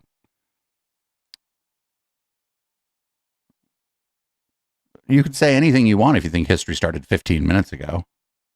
20 years ago, you were skeptical of a Republican administration that attacked a Middle East country on the idea of questionable intelligence of weapons of mass destruction. How is this moment different with Iran? Well, there were no weapons of mass destruction. I never thought there were. And that was somewhat pre-nuclear. It wasn't pre-nuclear. Nuclear age, but nothing like it is today. And it looked like I'm right about the material that they've gathered already. It's a tremendous amount of material. And I think within a matter of weeks, or certainly within a matter of months, they're going to be able to have a nuclear weapon. We can't let that happen. Like a nuclear weapon, like, you don't just need certain kinds of nuclear material. You don't just go from having nuclear material that you can use to do nuclear power to having a deliverable nuclear weapon in a couple months. You don't. There's a long process. You don't just like, oh, here's a bomb. Here, I'm going to put some uranium in it. Kablamo. It doesn't really work that way. Very much opposed to Iraq. I said it loud and clear, but I was a civilian, but I guess I got a lot of publicity. But I was very much opposed to the Iraq war. And I actually did say, don't go in, don't go in, don't go in. But I said, if you're going to go in, keep the oil. But they didn't do that. What intelligence do you have? If you're going to go in, keep the oil. Like, you have to get the oil out of the ground, dude. And like, Iraq doesn't not have oil, but they don't have that much oil. He thinks that like, you just fucking drill a hole in the ground in the Middle East anywhere. Just fucking comes bubbling crude. Like fucking Beverly Hillbillies and shit. Trump has been against Iran having nuclear weapons his entire life. This would be a lot funnier if like civilians weren't dying because shit was getting bombed out. Couple of weeks to complete the production of that weapon, which would of course pose an existential threat not just to Israel but to the United States and to the entire world. And that is something that the entire world, including countries like Russia, is in agreement with, that Iran should not and cannot obtain a nuclear weapon. And that's why the president believes that, and he's believed that again, not just his political career but frankly his entire life. So Michael. When Trump was 7, he was like, I don't want to see Iran getting a nuke. Just to be clear, correct. They have the components. Okay, correct. Thank you, Michael. Carolyn. It's been his whole life. Trump did fucking get the fuck out of here. He doesn't care about this stuff. He just wants to bomb somebody. Don't worry, Trump can start a war without congressional approval, which is, true actually, because like, when was the last time Congress even approved? When was the last time Congress declared war on somebody? I guess we just don't do that anymore. I guess we just ignore that part of the Constitution. I don't know. Seems wrong. fact that Iran has never been closer to obtaining a nuclear weapon. And then if the U.S. were to take some type of military action, would the president go to Congress to seek war authority? I'm not going to engage in hypotheticals. I gave you the statement from the president. He'll make a decision within 2 weeks. Thank you, Carolyn. Sure. Everything's within 2 weeks. Like, just say no, because nobody else did that shit. We stopped doing that shit when I guess it became inconvenient for the president. Vietnam seems like a good example here.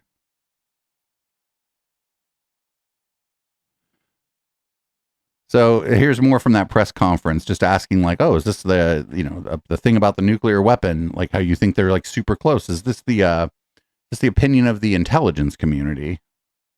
When the president says Iran is very close to a nuclear weapon, is he relying on U.S. intelligence or intelligence sharing from an ally to make that assessment? It is a fact, and the United States government maintains this fact, that Iran has never been closer to obtaining a nuclear weapon. I don't even know what that means. Were they closer today than yesterday? Has never been closer. Well, I've never been closer to being a famous Twitch streamer. That doesn't fucking mean anything. I've never been closer to being a fucking world famous podcaster. All right.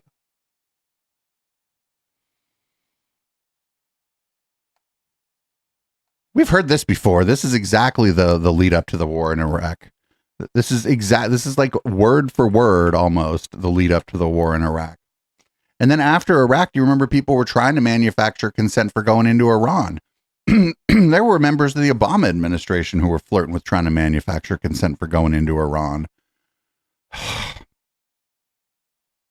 We could actually just use a nuke. There have been a lot of headlines this afternoon, including one from The Guardian that claimed that the U.S. military has doubts about whether the bunker buster bombs could get the job done, and further claiming that only a tactical nuke maybe could finish it. And it further stated... No, please don't. Oh my fucking God. That the president is not considering a tactical nuke, that it was not one of the options that was presented to him. I was just told by a top official here that none of that report is true, that none of the options are off the table, and the U.S. military is very confident that bunker busters could get the job done at Fordo. The president...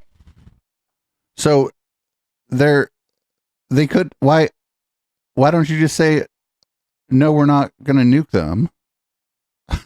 Because fucking it doesn't matter. The Trump might decide to do it anyway. But for the time being, why not just say that that there's no plan to use a nuke?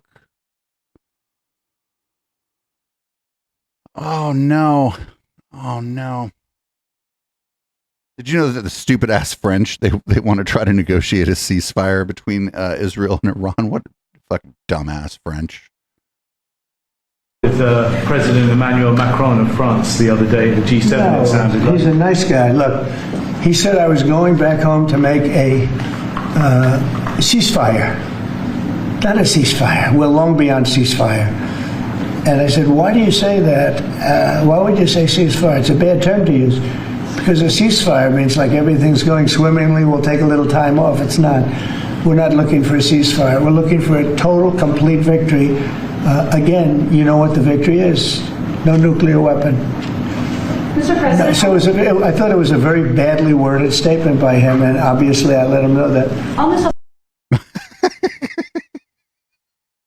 The dumbass French president was like, hey, what if you guys stop shooting each other and fucking talk this out? And President Donald Trump was like, ceasefire, dumb word. Dumb word. What a stupid thing to fucking say. And of course, as many predicted, the United States military started dropping bombs in Iran. And here's Hannity, probably with his dick in his hand, announcing it. case you are just joining us tonight, this Saturday night, Iran's nuclear ambitions, they are officially dead by all indications, and now their radical regime could follow suit after American B-2 bombers just took out 3 of Iran's top nuclear sites. The Trump doctrine should be very crystal clear to the Iranian extremist leaders. This president is not playing games. He says exactly what he means. A little more than 2 months ago, Donald Trump, the president, gave Iran 60 days to make a deal and give up their nuclear program. And he has said since 2011 they could never have nuclear weapons. He has been clear. There's been no ambiguity. Iran did not listen. Yo, I think you're like, isn't it a war crime to knowingly bomb nuclear facilities because like there's nuclear material there and you could give everybody fucking radiation poisoning?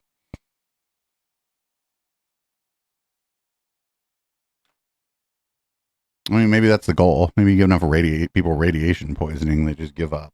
I don't know. Don't worry. Here's JD Vance to talk about this. He's like, well, kind of vibes based. A lot of this is just kind of vibes based. You and President Trump trust the U.S. intelligence community and its assessments? Oh, of course we trust our intelligence community, but we also trust our instincts. And most importantly, we trust what the intelligence was telling us about the Iranians stonewalling the negotiation. I think that is really the hidden story here, and something the media has got to report a little bit more here, is that the Iranians stopped negotiating in good faith. That was the real catalyst, I think, to what the president ultimately decided to do. If we were having a productive negotiation, I think that this could have gone in a much different pathway. Unfortunately, the Iranians decided to stonewall us, and we saw the consequences of that last night. Mr. Vice President. So when he says productive negotiation, I think he means they do exactly what Trump says and like tell him that Ivanka's an 11. I don't know, like negotiations are hard, and I don't know what the nature of these negotiations were or whatever, but I just like, oh, you trust the intelligence operations? He's like, it's kind of vibes based. We're gonna trust our instincts here. Here's Donald Trump Jr. going to talk about the lawmaker and their partner who were killed by a fucking maniac in Minnesota, who appeared to have other targets in mind and possibly was interested in, from what I understand, was interested in shooting up one of those fucking protests that happened on the 14th. But don't worry. This is from the land of misfit anchors, News Nation. They're talking to Don Jr. about the shooting. Check this out. Do you have any thoughts on political violence and or the political rhetoric in this country? You know what happened in Minnesota recently, but of course your family is familiar with threats and political threats. Listen, my father's been shot at. I've been tried to, the other side has tried jailing me. They talk a lot about, the rhetoric and the violence, and yet it seems to be mostly caused by them. The 2020 summer of love did not seem like a summer of love. But that's what you guys called the uprising in 2020. Nobody, y'all, that's what y'all were calling it, like sort of trying to be like ironic and cute.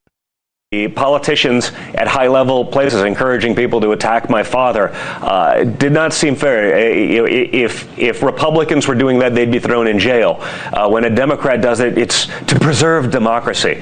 You don't think everybody's got to tune it down a little bit or turn it down a little bit? Listen, I think what we have to actually do, I would love to see all of that turned down, but I think I'm seeing it come from the left. Everyone talks about Minnesota, but they don't talk about the guy seems to be a leftist. It's a Minnesota. Oh, they tried to do this. Oh, man, they tried to do that. I mean, I don't know if I was going to just go and fucking lie to somebody. News Nation, the land of misfit anchors, might be the best place to do it. politician, or guy who was appointed by the Democrat governor, vice presidential candidate for the Democrat Party, Tim Walz. The guy that committed those atrocities this weekend is a Democrat that worked for Tim Walz, that had the flyers about the No Kings thing in there. Now, I'm not sure about that, by the way, from what I've seen. I think he voted for your dad and things like that, from what I've seen. I'll believe that when I see it. But he was appointed by Tim Walz, the Democrat governor, who's an ardent leftist pushing these things. And Tim Walz is a fucking lib. He seems like a decent lib sometimes, most of the time. The dude had the No Kings flyers by all accounts because people, and we don't know because it never happened, but people believe, and rightfully so, that maybe he was thinking about if he was able to continue his rampage, to continue it at the No Kings protest up there.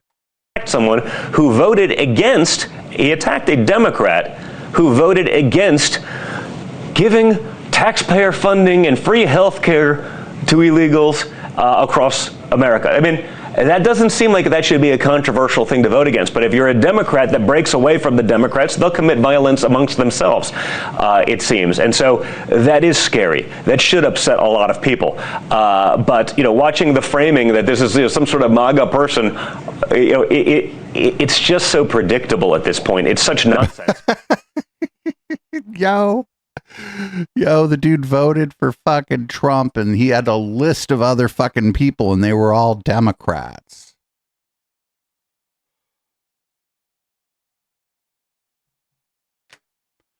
But it doesn't matter. Like, it doesn't matter. It doesn't matter on the land of misfit anchors. It doesn't matter. They're just anybody who does anything bad's a Democrat. They're a fucking leftist. Leftists are the violent ones.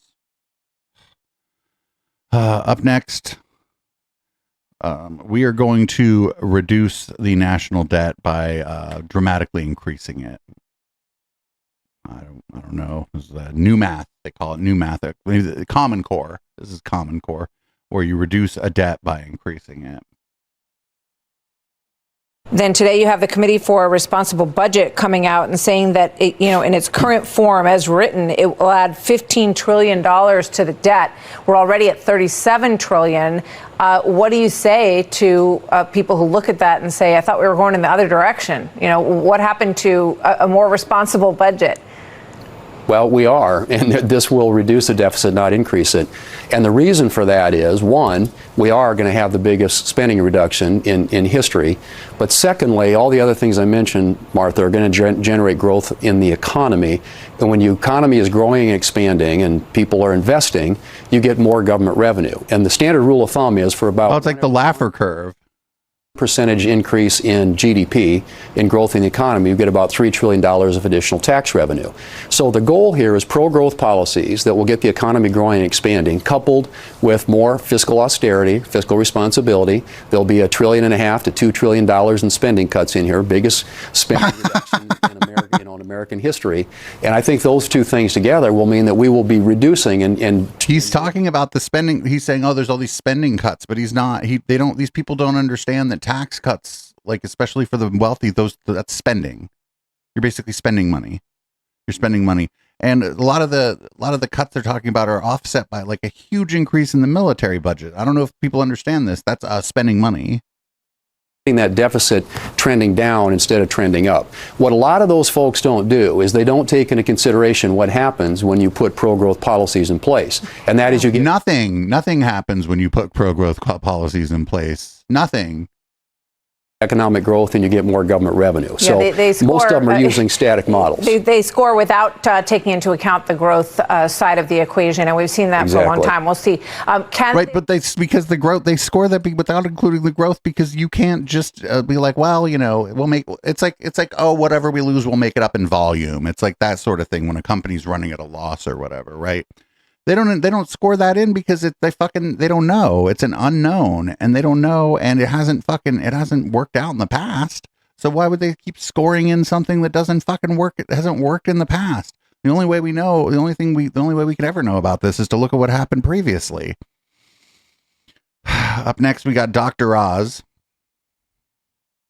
versus the Affordable Care Act. Recent Kaiser Family Foundation survey found a larger share of Obamacare enrollees identify as Republican than as Democrat. And there is a concern now I hear being voiced among Republicans and others that these changes are going to actually hurt Republicans more than they're going to hurt Democrats. It's being called a self-inflicted wound. President Trump is laser focused on aligning what's good for the federal government with what's good for the states. By doing that, we can take care of the American people. We can cherry pick individual statistics, but the bigger story the president has been focused on is do what's right for the American people, and we'll all benefit. In this instance, we've got to be serious about the reality that 20%, 1 in 5 of the people who are on an Affordable Care Act exchanges are inappropriately on that program. 1 in 5. And what do you mean inappropriately? Well, as I'll give you an example, there's no real adjudication of how much money you're making, so you can pick whatever plan you want to be in. The amount of reimbursement you get. Whoa, this is incorrect. I ended up with county health care because it was hard for me to prove that I qualified.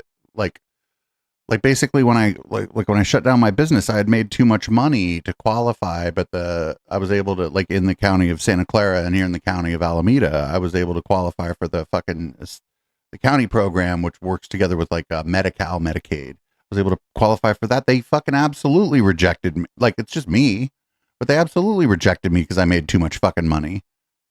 Is based on your income level. We also have about 230,000 people, we believe, who are mistakenly on, for example, Medicaid in multiple states, but there's a much bigger number of people who are on Medicaid and the exchanges in the same state. Jake, we think there's $14 billion in those two categories alone. So what he's saying is that people are getting a deal on their health care, and that's bad. I'm sorry, wasn't that the point of the Affordable Care Act? Was not so much that it was so that people could get a deal. It wasn't so that it wasn't for just the downtrodden. It was legitimately for the middle class. That's what it was designed for, the middle class. And it's great when you lose your job too, actually. Even if you're middle class or of means, it's great when you lose your job. The Affordable Care and Patient Protection Act is actually a good set of laws. It's better in states where they were interested in cooperating, but it's a good set of laws. You have a bit of a palate cleanser, but only kind of. So they're going to cut PBS and Elmo wrote a diss track.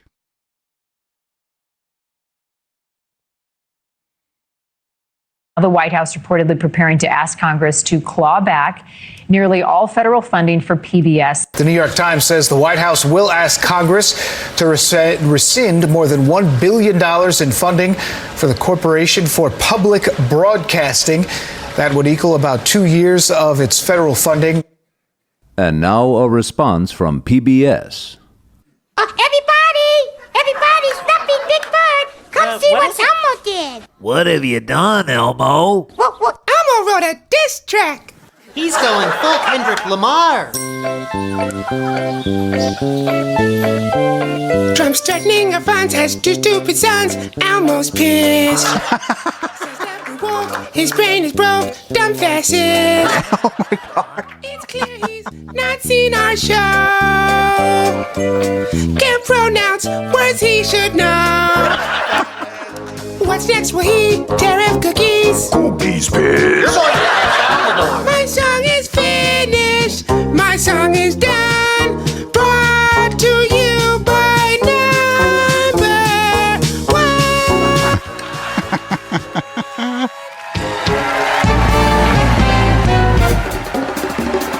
Fuck yeah, Elmo.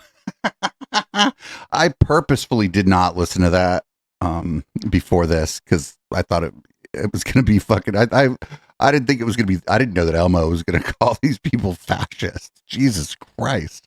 Good job, Elmo. Elmo is going to throw the first Molotov in the overthrow of the American government. Are you Team Elmo or Team Trump, everybody? Really?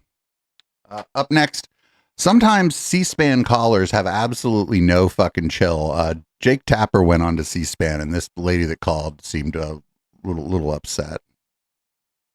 But right now, I really don't like you. I think you're doing a disservice to Joe and also to the American people.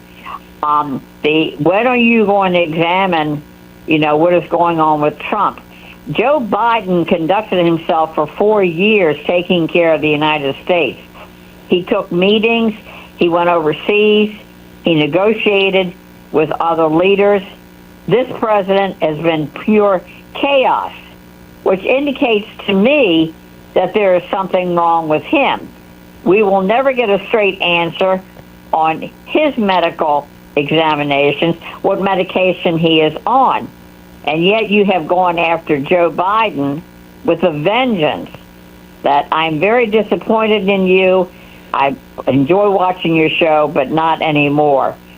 And I think right now you ought to start writing another book examining Trump and how erratic and what he is doing, calling out the National Guard, the Marines, and everybody. When has a president ever done that? It's pure erratic. Okay, Sarah, they're in Virginia. Thanks.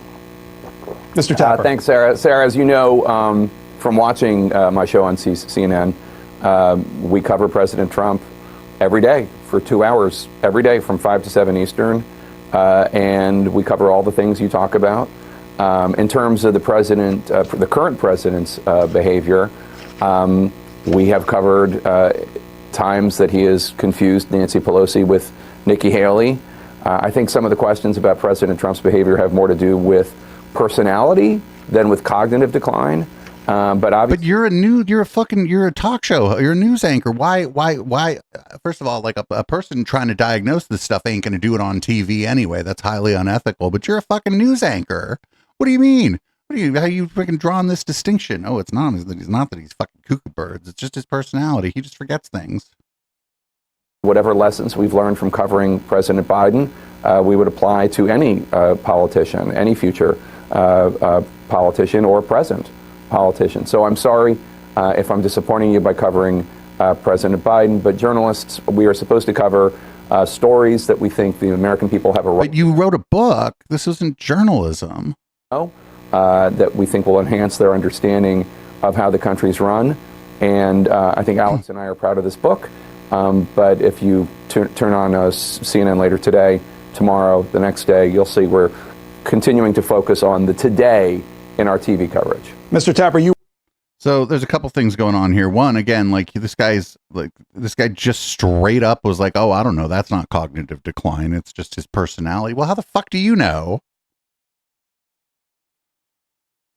And like the president's job primarily is to delegate. My take on Biden, and I didn't know that he was I don't know, he has some kind of some illness. I forget what it is now. I'm not up to date on this stuff. But my take on him primarily was that he wasn't fit to run for president. But he was, I don't like his policies. He's far to my right. But like in an administrative capacity, he was fine as the president. He delegated and was, I don't know, played the fucking game with other government leaders and fucking didn't fuck things up too badly, I suppose. And, not for nothing, pretty strong labor policies coming out of the White House. Other stuff, not so great, but Jake Tapper's book is like, it's just pure speculation about the guy's mental state. And I don't know, he just looked like an old man who lost a step to me or lost a couple steps. I think you shouldn't even considered running in 2024, and there should have been a proper primary. But that was hubris, not cognitive decline. I don't fucking know, but fuck Jake Tapper. Here's Benny Johnson. We're not sure how, but we know the elections are rigged. That's what he and his guest are going to be talking about here. It's sort of some kind of Shasta thing. How are the elections rigged? Don't know. Just know they're rigged. How are they rigged? Don't know. We don't know, but they're rigged. So the beating heart of the show today is the breaking news. Speaking of criminal aliens and criminality, the breaking news of criminal aliens voting in our election. And we covered that Kash Patel has given demonstrable amounts of information that was hidden at the FBI. No, Kash Patel says that there's evidence of this that was previously hidden at the FBI. But this is crazy because the states are the ones who manage the elections. So how the fuck would is about Chinese nationals voting in our election using fake IDs. Thousands and thousands, maybe millions of fake IDs and then rigging the election. Well, then voter ID wouldn't have helped, would it? We've shown tons of charts. We've shown all of the data. It makes absolutely no sense where the hell the votes came from or where they went in the year 2020. We want a full-scale investigation into this. You obviously, when you were running as a senator in Georgia, man, Georgia was a nightmare. You don't have to remind everyone, but like it gives me the vapors, thinking about. It gives me the vapors, but you hate Jewish people. 2020. Oh wait, no, is the vapors like an old Southern lady thing? Mess it was. And I guess I want to start the question off by saying this, the thing they fought the hardest against was ID checks in Georgia after that, right? They were losing their minds that we would check IDs. And it seems like that really does lend itself to the story. That there was Except that you said that they fucking had the Chinese that were here voting had fake IDs. But now the fucking people at the voting center are an ID checking expert, a fucking handwriting expert, ID checking expert. A fraudulent ID mass voter fraud system that helped Joe Biden rig the election. Well, absolutely. And we'll never know the extent of it unless we can go back and look at that. And I'm so grateful to Kash Patel. I mean, he's doing incredible work. This is vitally important for so many reasons, voting chief among them. How do any of these policies matter if our elections are rigged? So we have to make sure we get back to the facts on this. And thanks to President Trump's leadership, we will do that. We will hold people accountable. Yeah, the other thing, like somebody in chat, you present, like they verify your ID at this point of registration here in California, right? I think a lot of states it works like that, where who you are is verified at the time of registration, not the time of voting. And not for nothing, like how the fuck are you going to do ID checks when everybody's voting by mail?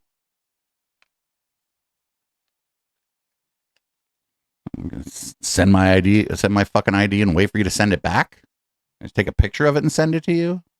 Signing up for a fucking cam site? Like, how do we do this? Fucking, this is dumb. All fucking dumb. This is, we have the evidence. We have the evidence, right? It's a whole, we always have the evidence, or that we'll show it to you. Don't worry. We have the evidence. Well, show it to us. Where's the evidence that the bunch of Chinese nationals voted in the fucking 2020 election? Like you ain't got it. But it's just like you go and you tell people that are like so determined, so inclined to believe something. You tell them you have the evidence, then the people that are fucking certain number of people will just believe you. So this is not great. This is probably the worst story. Ooh, maybe the first story. I don't know. The bombing of Iran seems like a bad story. There's a lot of competition this week for the worst story. So this is at like a mega church, and somebody went to this church thinking they were attending just a regular service, and apparently this is in a community with a lot of Navajo, and apparently a Navajo medicine man, I suppose would be the way to describe it, is depicted in this play as being demonic and going to hell.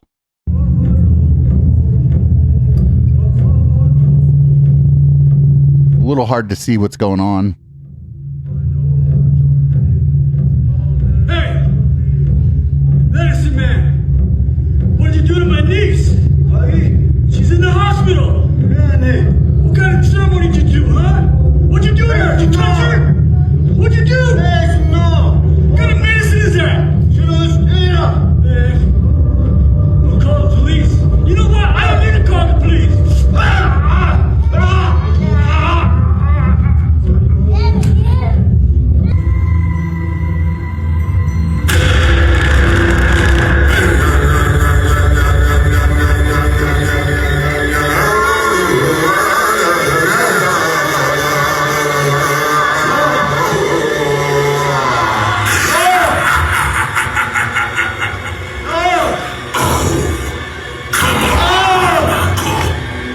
Let's do a ceremony. We don't like tradition, do we? Let's do a purification. I'll purify your soul. The fucking, they just said we're going to purify the earth. Let's do it. We're going to purify the earth. Fiery pits of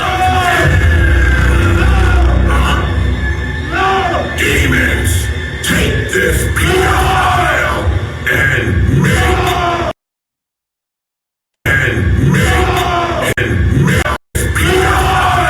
They just called him a pedophile. Make him suffer.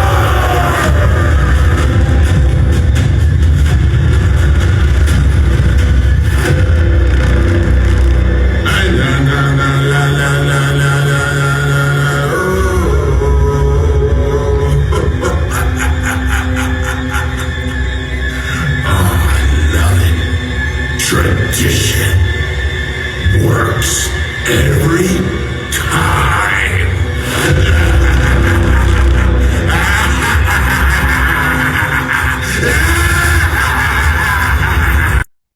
All right. Well, apparently, I don't know. Apparently, they sent him to hell because he either, I don't know, homegirl was in the hospital. Like, I'm not into like alternative medicine or whatever, but I don't think that the healing man, I don't think they should put the healing man in hell. You know, I think maybe people just were going to the regular doctor when they need to, instead of what's known as a medicine man or whatever is probably a better solution here. I don't think he needs to go to hell. Last story in the podcast part of the show. We went long. There's a lot of news. The podcast is going to be over 2 hours this week. And we still have a red light to do this evening. We're going to end with Charlie Kirk talking to a 14-year-old girl about college.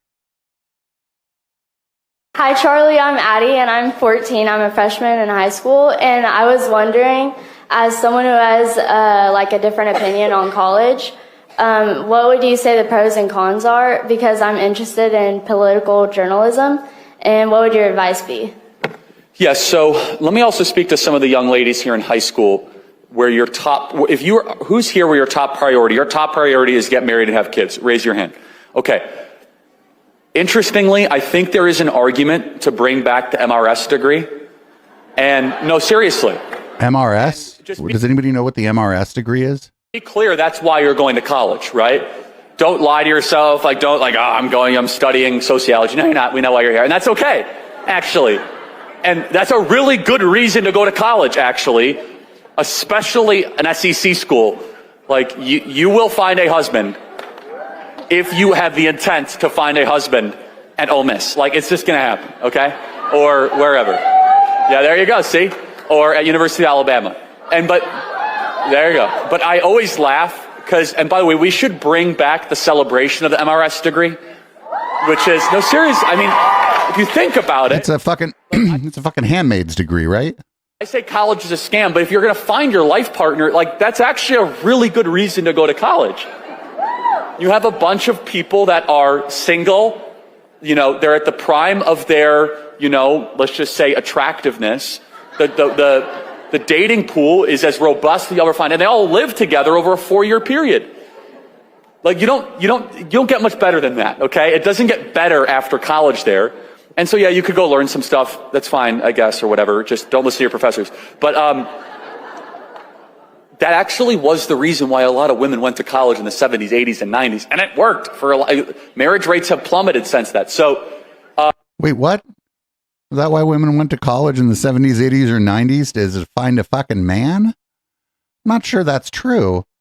Well, that was some shit. Fuck that. So my understanding from chat is an MRS degree is like just going to college, majoring whatever is maybe not impacted or whatever, so that you can go there and find you a man.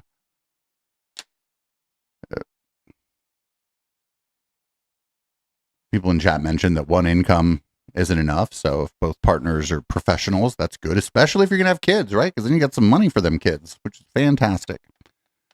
Marriage rates are going down because fucking getting married is expensive. Like people don't want to get married if they don't have money. People don't want to get married if they're never going to be able to afford to buy a house. Like, what's the point of getting married?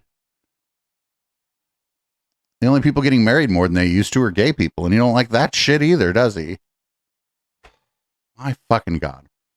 Well, that was the news this week. Thanks everybody for toughing it out during the white or still off kind of blue, green, badly colored lighting portion of the show. We're going to go into red light. So if you're watching or listening live, hang tight. We're not going anywhere. Just going to take a break. I've had to pee for about the last 15, 20 minutes. If you're listening on the podcast, you can get the entire audio and video capture of this sent to you a day earlier than you'd get it on the podcast. If you go to eplex.store, or if you go to patreon.com/echoplex and sign up at the $5 or higher level, we'll make sure that gets right out to you. Plus, if you sign up at eplex.store, you get discounts on the merch.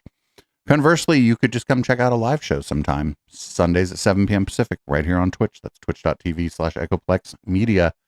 I'll be back in a few minutes, everybody, for a red light. This is Boomers by Periscope. And after that, I definitely need a vodka drink.